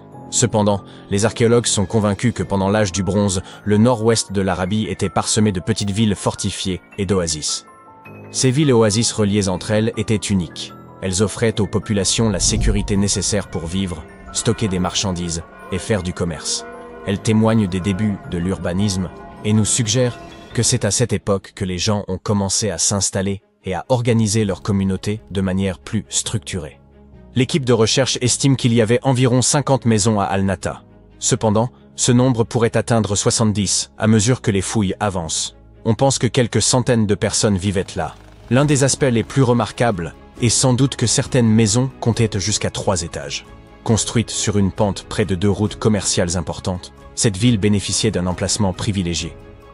L'un des aspects les plus impressionnants de cet endroit est son approvisionnement en eau. L'oasis disposait de sources et d'aquifères, des sources d'eau souterraines, ce qui en faisait un endroit idéal pour l'agriculture. Grâce à ces réserves d'eau, les habitants pouvaient cultiver leur propre nourriture et être relativement autonomes. Les murs d'enceinte servirent probablement à contrôler l'accès à la ville et à ses ressources. Ce mode de vie sédentaire constituait un changement impressionnant par rapport à l'existence nomade des populations précédentes. Ce fut le début d'un mode de vie dit agro-pastoral, soit un mélange d'agriculture et d'élevage. Cette théorie est corroborée par la découverte, à l'intérieur de la ville, de tout un ensemble d'outils, des meules, des mortiers et des pilons. Les habitants moulaient leurs céréales afin de préparer leurs repas. Ils se nourrissaient de grains, de viande et de lait provenant de leurs propres élevages. Ces découvertes fascinantes nous montrent que les gens pouvaient subvenir à leurs besoins et qu'ils étaient étonnamment avancés pour l'époque.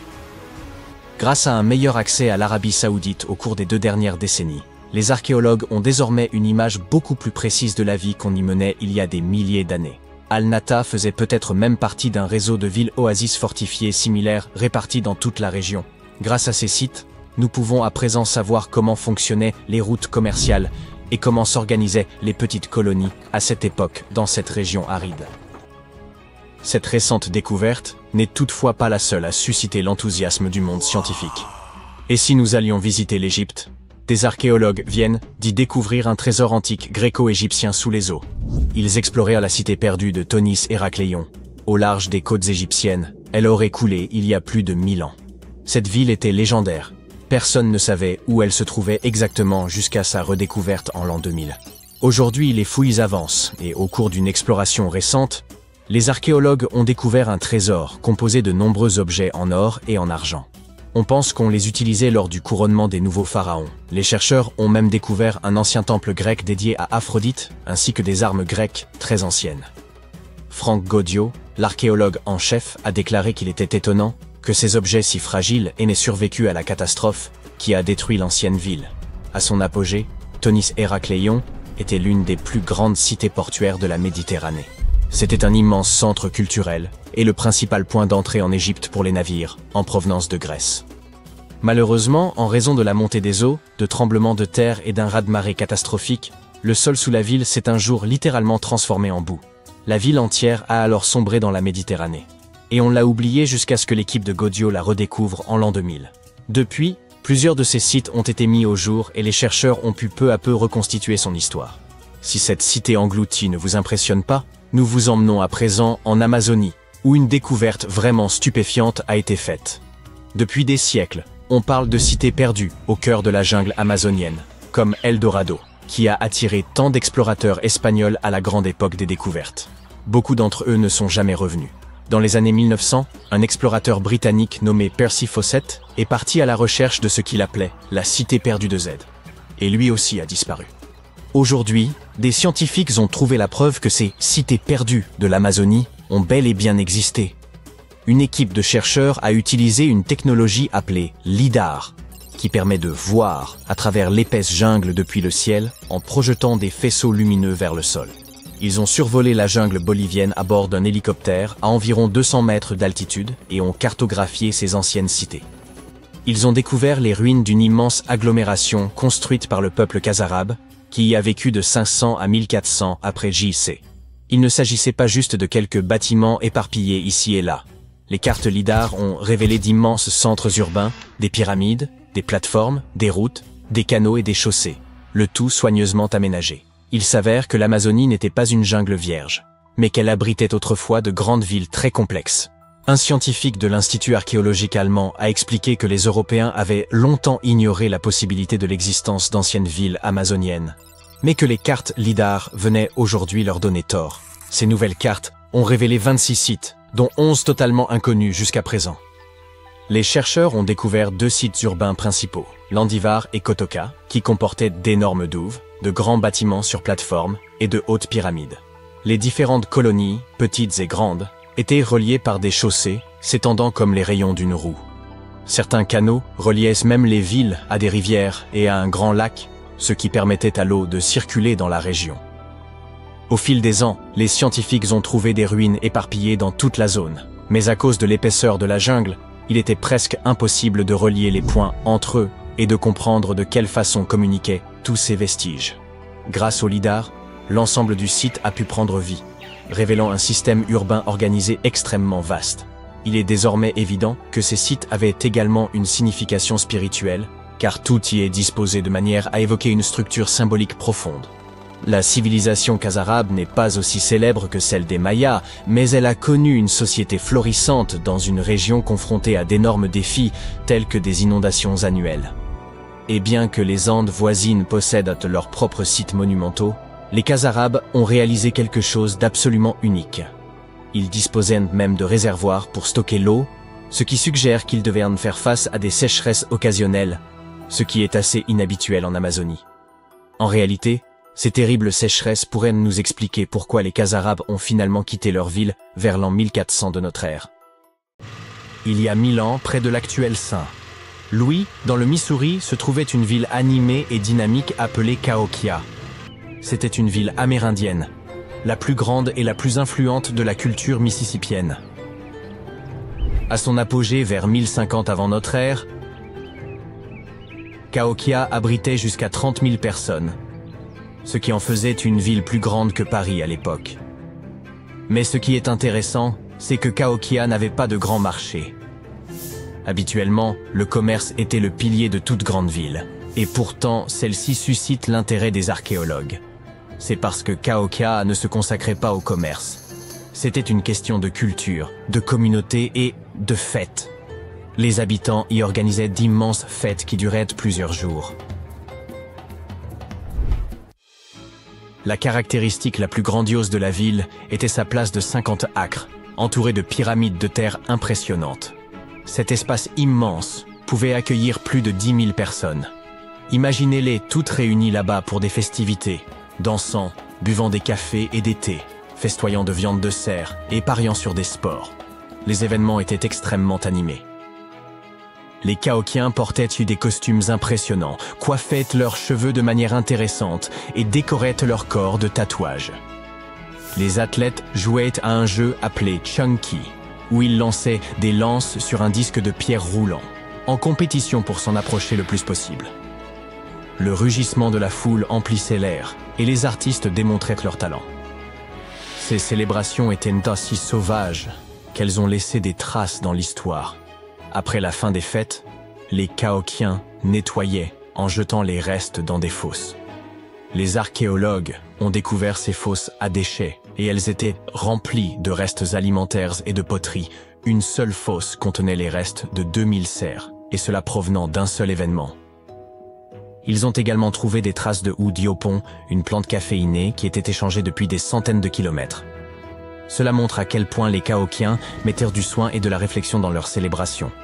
Aimeriez-vous vivre dans une ville comme celle-ci? Mais outre les plaisirs et les jeux, Cahokia était aussi profondément complexe et spirituel. La ville était construite sur un paysage qui mêlait terres sèches et zones marécageuses. Beaucoup de gens croyaient que cela symbolisait la connexion entre le monde des vivants et celui des morts. Les habitants de Cahokia voyaient leur ville comme un pont entre ces deux royaumes.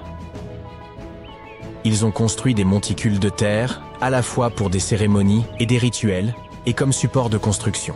Ces monticules s'élevaient des zones marécageuses. Pendant ce temps, les gens s'installaient dans les endroits plus secs. Des chemins surélevés reliaient ces quartiers, créant un lien physique entre la vie et la mort.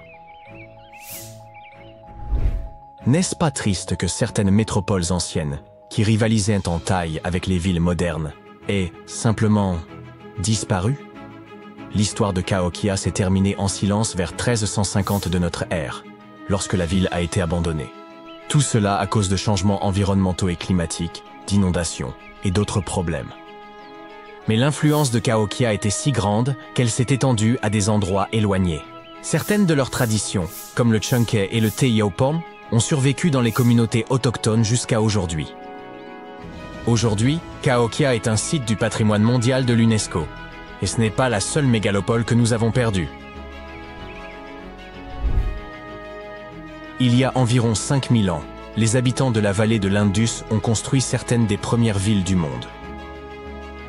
Mohenjo-Daro était une ancienne ville située dans l'actuel Pakistan.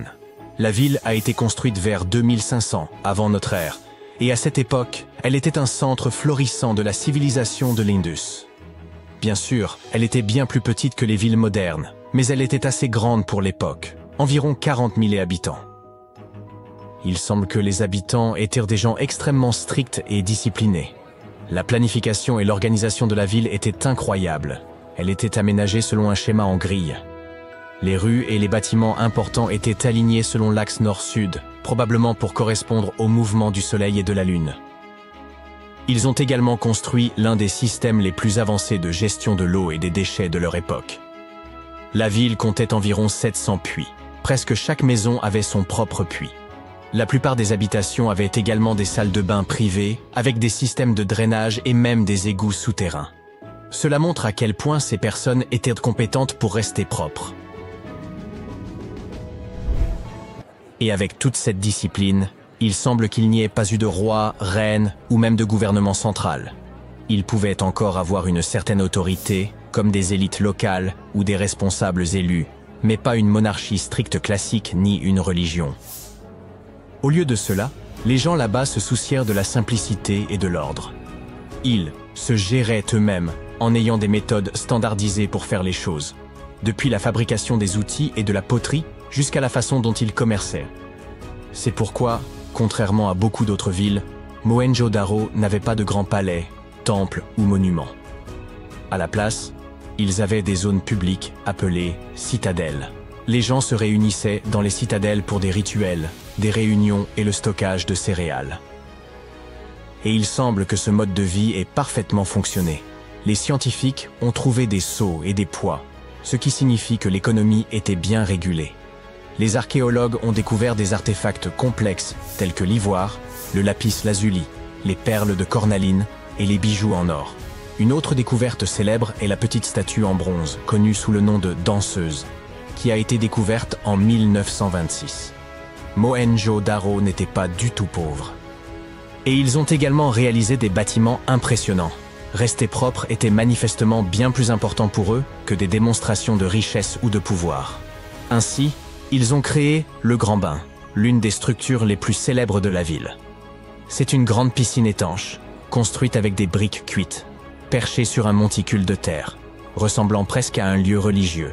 le plus proche qu'ils avaient d'un temple.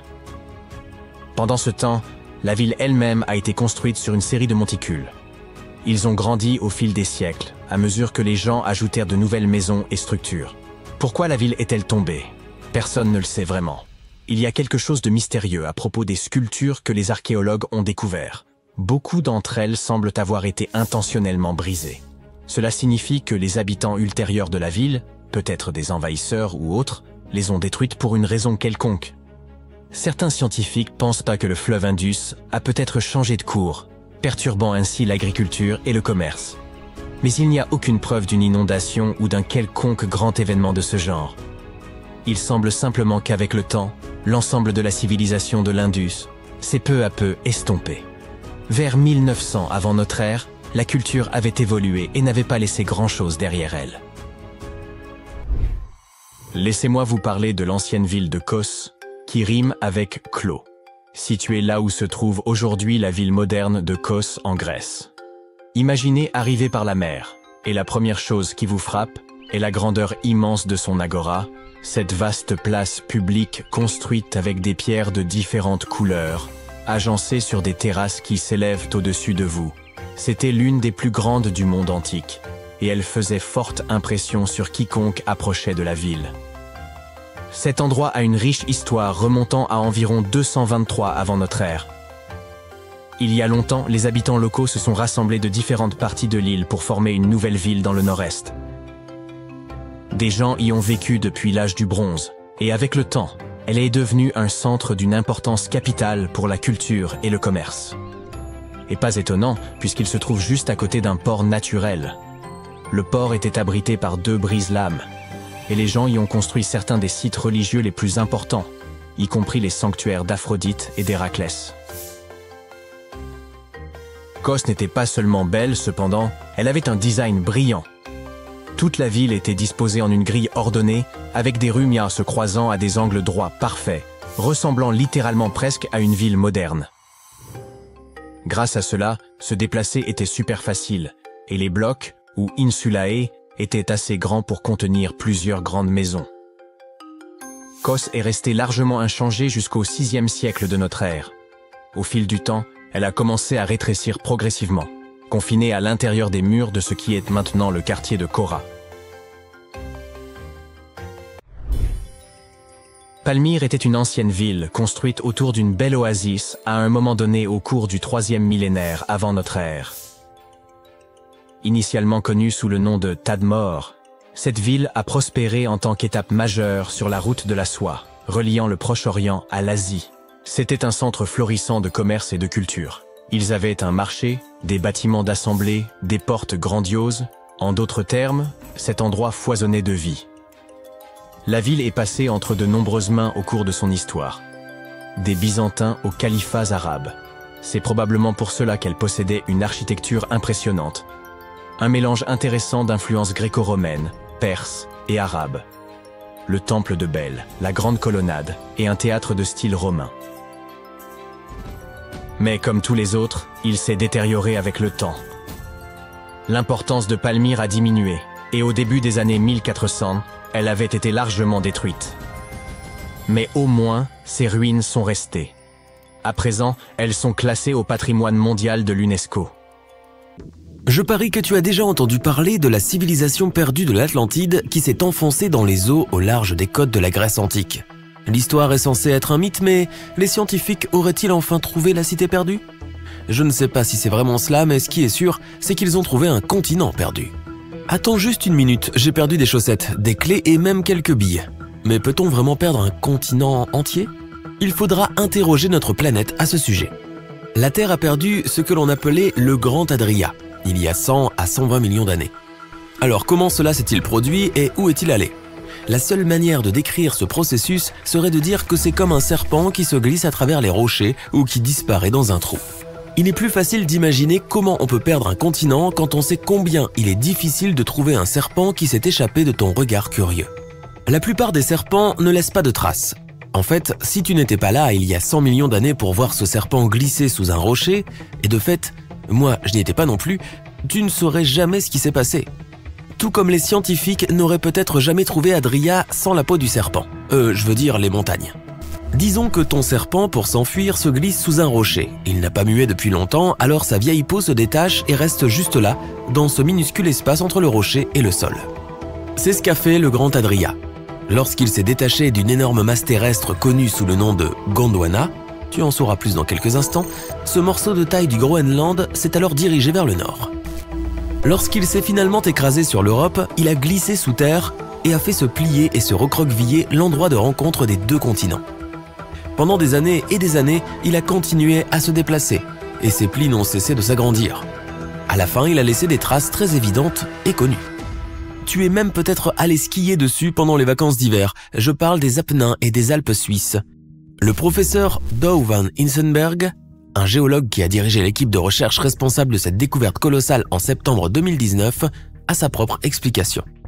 Il compare ce processus de pliage à ce qui se passe quand tu mets ton bras dans un petit espace et que la manche de ta chemise ne peut pas passer.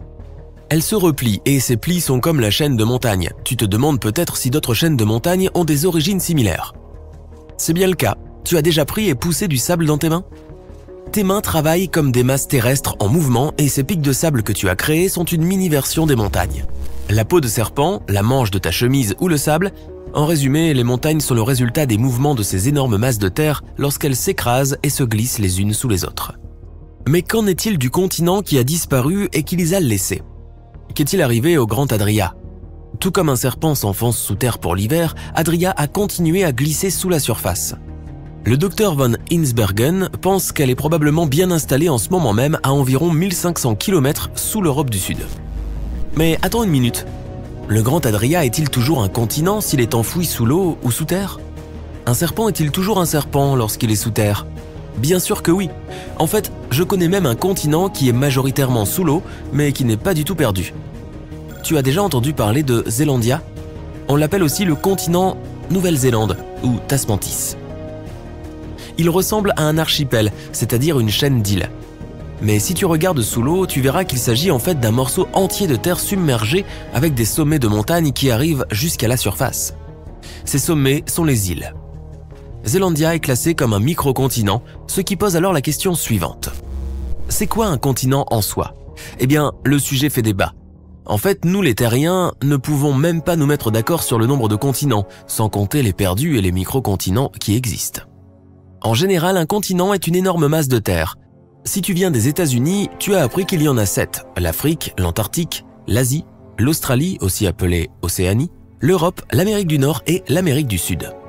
En revanche, les écoliers européens combinent l'Europe et l'Asie en Eurasie, de sorte qu'ils n'apprennent que les 6 continents. Les Sud-Américains en reconnaissent également 6, mais ils gardent l'Europe et l'Asie séparées et combinent plutôt l'Amérique du Nord et du Sud. Ce qui est encore plus étrange, c'est que tout le monde semble s'accorder à dire que l'Australie est un continent, alors que le Groenland ne l'est pas et doit se contenter du titre de plus grande île du monde. Pauvre Groenland, tout cela a un rapport avec les plaques tectoniques qui se trouvent sous les continents, mais il vaut mieux laisser cette discussion pour une autre vidéo. Alors, d'où viennent tous ces continents ? Eh bien, si tu as déjà regardé un globe ou une carte, tu as probablement remarqué que les deux grandes masses terrestres qui entourent l'océan Atlantique, l'Amérique du Nord et du Sud d'un côté et l'Europe et l'Afrique de l'autre, ressemblent à des pièces de puzzle qui pourraient être mises ensemble pour former une gigantesque masse de terre. Tu sais peut-être aussi qu'il existe un nom pour cette masse, Pangée. Les scientifiques pensent que la Pangée, un supercontinent s'il a vraiment existé, s'est séparé il y a 175 millions d'années. Mais pas comme ces deux grandes pièces de puzzle que nous avons de nos jours. Au lieu de cela, la séparation s'est probablement faite horizontalement, laissant au sommet une Amérique du Nord, une Europe et une Asie connectées, une masse appelée l'Eurasia, tandis que l'Amérique du Sud est d'abord restée avec l'Afrique, l'Antarctique et l'Australie dans une autre masse appelée Gondwana. Oui, ce même continent d'où se détachera le grand Adria plus tard. Donc, si tu prenais toutes les masses terrestres, les continents, les microcontinents, les îles et les archipels de la Terre et que tu les mettais ensemble, tu obtiendrais la fameuse Terre originale en forme de goutte connue sous le nom de Pangée ? Non, non seulement il te manquerait les parties de continents qui se trouvent sous l'eau, comme les masses qui relient les archipels, mais aussi toutes celles qui ont été perdues au fil du temps. Oh oui, il y en a d'autres en plus d'Adria. Les scientifiques les recherchent et ils en ont déjà trouvé. L'un des continents perdus est le Rio Grande Rise. C'est une étendue de monts sous-marins qui a été surnommée l'Atlantide du Brésil. La Grande Adria se trouve quelque part entre l'Afrique du Nord et l'Eurasie du Sud. Hey ! C'est quelque part dans la mer Méditerranée. Or, la Méditerranée, c'est là où se trouvent la Grèce et Athènes. Donc, le Grand Adria, ce doit être l'Atlantide, n'est-ce pas? J'en doute. Les historiens pensent que Platon a inventé l'histoire de l'Atlantide. Mais cela aurait-il vraiment pu se produire? Cela dépend si tu crois aussi que les divinités grecques ont vraiment puni les humains pour avoir commencé une bagarre avec Athènes. Ouais. Donc, une théorie plus scientifique avance que l'Atlantide a tout simplement été inondée. Ou peut-être est-ce l'une des îles qui est restée lorsque le Grand Adria a plongé sous l'Europe. Aussi décevant que cela puisse paraître, la seule chose dont nous pouvons vraiment être sûrs, c'est que l'Adria lui-même n'est pas l'Atlantide. Les forces tectoniques qui ont poussé le continent sous l'Europe l'ont fait il y a plus de 100 millions d'années. C'est environ 80 millions d'années avant que les humains n'apparaissent sur notre planète pour déclencher un conflit avec Athènes ou qui que ce soit d'autre. Si tu regardes tous les continents du monde comme des pièces de puzzle qui formeraient la Pangée, tu pourrais dire que le docteur Van Insbergen et son équipe ont passé les 10 dernières années à essayer de reconstituer ce puzzle. Et comme les vrais puzzles, ils sont difficiles à faire quand il te manque un tas de pièces. Je parle de toi, Adria. Mais il dispose d'un équipement géologique sophistiqué qui permet de suivre l'enregistrement magnétique laissé dans les minéraux des roches. Tu vois, chaque roche, pierre et montagne porte une sorte d'empreinte du temps et du lieu où elle a été créée. Tout est lié au pôle magnétique de la Terre. Il change de temps en temps dans un processus appelé inversion du champ magnétique. En résumé, le magnétisme spécifique de certains sédiments et minéraux fonctionne comme une carte et un calendrier.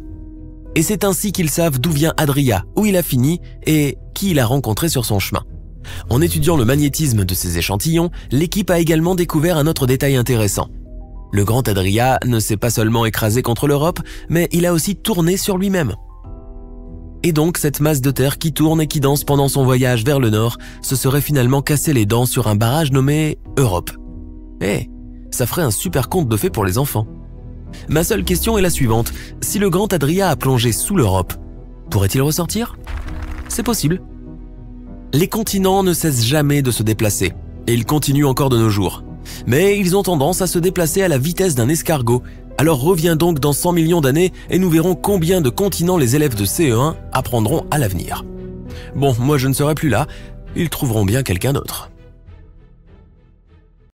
Imagine que tu découvres une ville antique sans même avoir à quitter le confort de ta maison. En 1963, c'est exactement ce qu'a fait un homme dans la province de Nevşehir en Turquie. Alors qu'il était en train de rénover sa maison, il a abattu un mur dans son sous-sol et a découvert une pièce mystérieuse. Il a continué à creuser et a vu un tunnel. C'est ainsi que la ville souterraine de Derinkuyu a été mise au jour. Derinkuyu est l'une des cités souterraines les plus profondes de Cappadoce et de toute la Turquie. Ce chef-d'œuvre d'ingénierie compte 8 étages et les habitants avaient accès à des caves, des entrepôts, des chapelles, une école, une salle d'études et bien d'autres structures. Tous les étages sont connectés par un vaste réseau de tunnels. On pense que cette ville souterraine a été construite pour servir d'abri, puisqu'il est impossible de distinguer la construction de l'extérieur.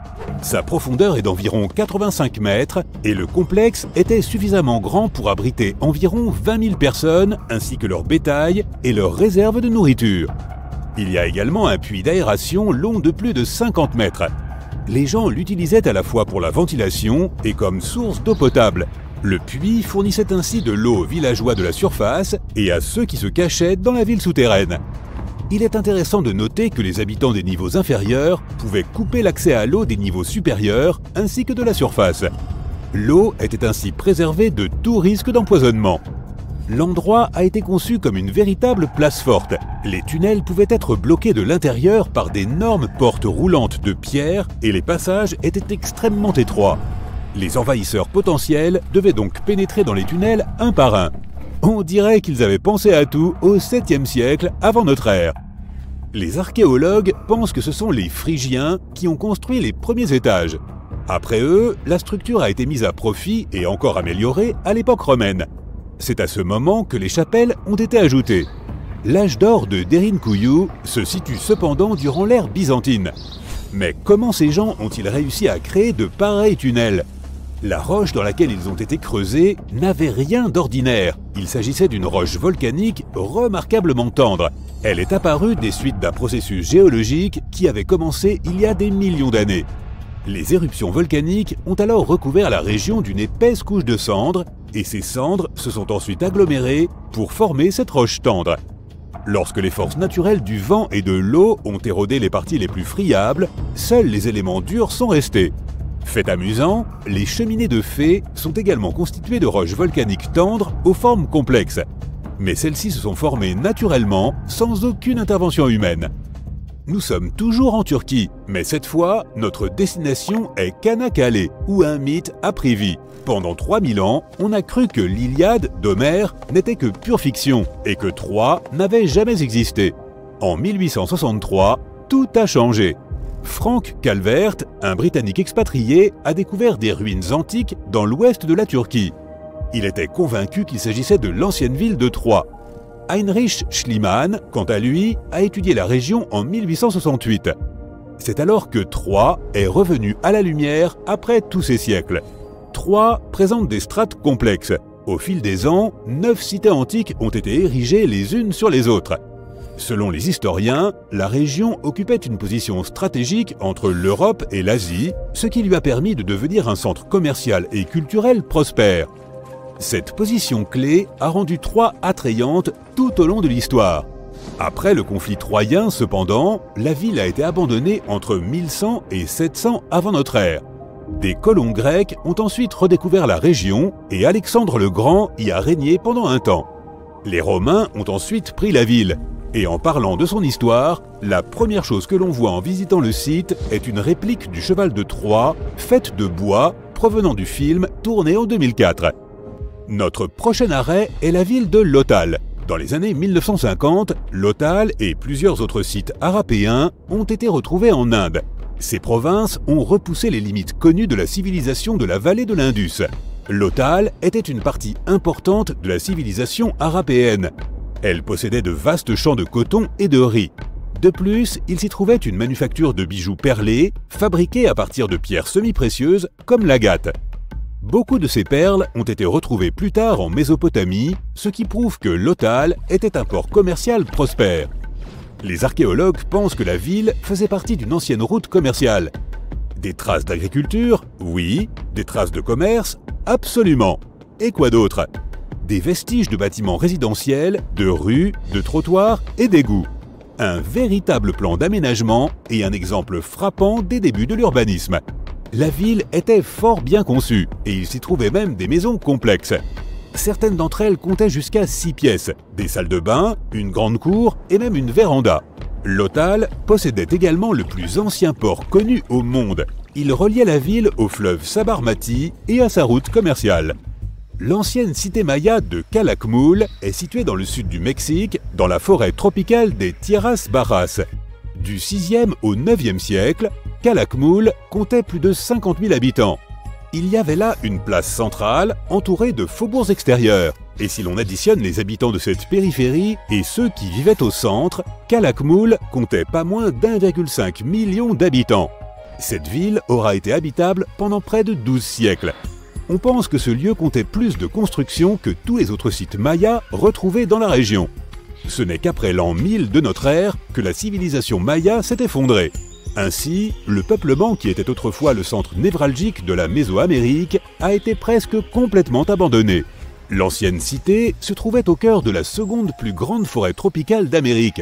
Et le site est bien préservé, si bien qu'aujourd'hui, si tu le visitais, tu n'aurais aucun mal à te représenter la vie des anciens Mayas. Les vestiges de la ville comprennent des complexes architecturaux et des monuments sculptés, des systèmes défensifs, des carrières, des réseaux de distribution de l'eau, des terrasses destinées à l'agriculture, des pyramides massives, ainsi que des palais, sans oublier une variété d'ornements et d'objets divers. Cela prouve que des sociétés complexes, organisées en États, vivaient dans cette forêt tropicale. Les Mayas rendaient souvent hommage à la nature dans leurs fresques, leurs poteries, leurs sculptures, leurs rituels et même leur alimentation. Passons maintenant à un endroit que les gens ne croyaient même pas exister. La cité de Tonis Héracléion n'apparaît que dans quelques inscriptions et textes anciens. Il s'avère qu'elle attendait d'être découverte depuis des milliers d'années. Les scientifiques ont fouillé la majeure partie de la côte égyptienne, c'est alors que l'archéologue Frank Goddio et son équipe ont détecté un visage colossal qui les regardait depuis le fond marin. La cité antique d'Héracléon a été découverte complètement submergée à 6 km des côtes d'Alexandrie. Dans les ruines de la cité perdue se trouvaient 64 navires, 700 ancres et un monceau de pièces d'or. Les archéologues considèrent que les vestiges du temple, flanqués d'une statue de 5 mètres de haut, sont les découvertes les plus importantes de cette expédition. Il y a longtemps, la cité organisait des cérémonies et des fêtes dans le temple d'Amon. Les ruines et les objets retrouvés sont faits de granit et de diorite et sont donc restés en bon état, même après avoir été au contact de l'eau pendant des siècles. Ils donnent un aperçu de ce qu'était la vie il y a 2300 ans, dans l'un des plus importants ports commerciaux au monde. La ville disposait d'un réseau de canaux. On peut la comparer à une sorte de Venise de l'Égypte ancienne. Et ces canaux reliaient de nombreux ports et points d'ancrage. Des tours, des temples, des maisons et d'autres structures étaient également connectés par des ponts. Tonis Héracléon était le principal comptoir du pays pour le commerce et la collecte d'impôts. Personne ne sait vraiment comment la ville s'est retrouvée submergée, mais les archéologues l'attribuent à des causes naturelles. À la fin du IIe siècle avant notre ère, probablement à la suite d'une inondation, Héracléon a été recouverte d'eau. C'est alors qu'Alexandrie, la ville fondée par Alexandre le Grand, est devenue plus glorieuse qu'Héracléon. Avant la renommée de celle-ci, Héracléon était le principal port d'entrée en Égypte. Ainsi, après la catastrophe, de nombreux navires faisant cap sur Héracléon ont dû changer d'itinéraire pour se diriger vers Alexandrie. Héracléon a alors sombré dans l'oubli jusqu'à sa redécouverte en 1933. Mesa Verde est un parc national américain situé dans le Colorado. Ce parc représente la plus grande réserve archéologique des États-Unis, avec plus de 5000 sites, dont 600 habitations à flanc de falaise. Mesa Verde signifie « la table verte » en espagnol. Elle doit ce nom à la forme des montagnes de la région, avec leurs sommets plats et leurs flancs abrupts. Le parc est un site archéologique de l'ancien peuple des Anasazi. À partir de 7500 avant notre ère, un groupe de paléo-indiens nomades a vécu de façon saisonnière à Mesa Verde. Ils étaient chasseurs, cueilleurs et cultivateurs, et ce sont eux qui ont construit les premiers pueblos de la région. À la fin du XIIe siècle, les habitants de Mesa Verde ont commencé à construire des habitations massives à même la falaise, qui sont aujourd'hui les structures les plus connues du parc.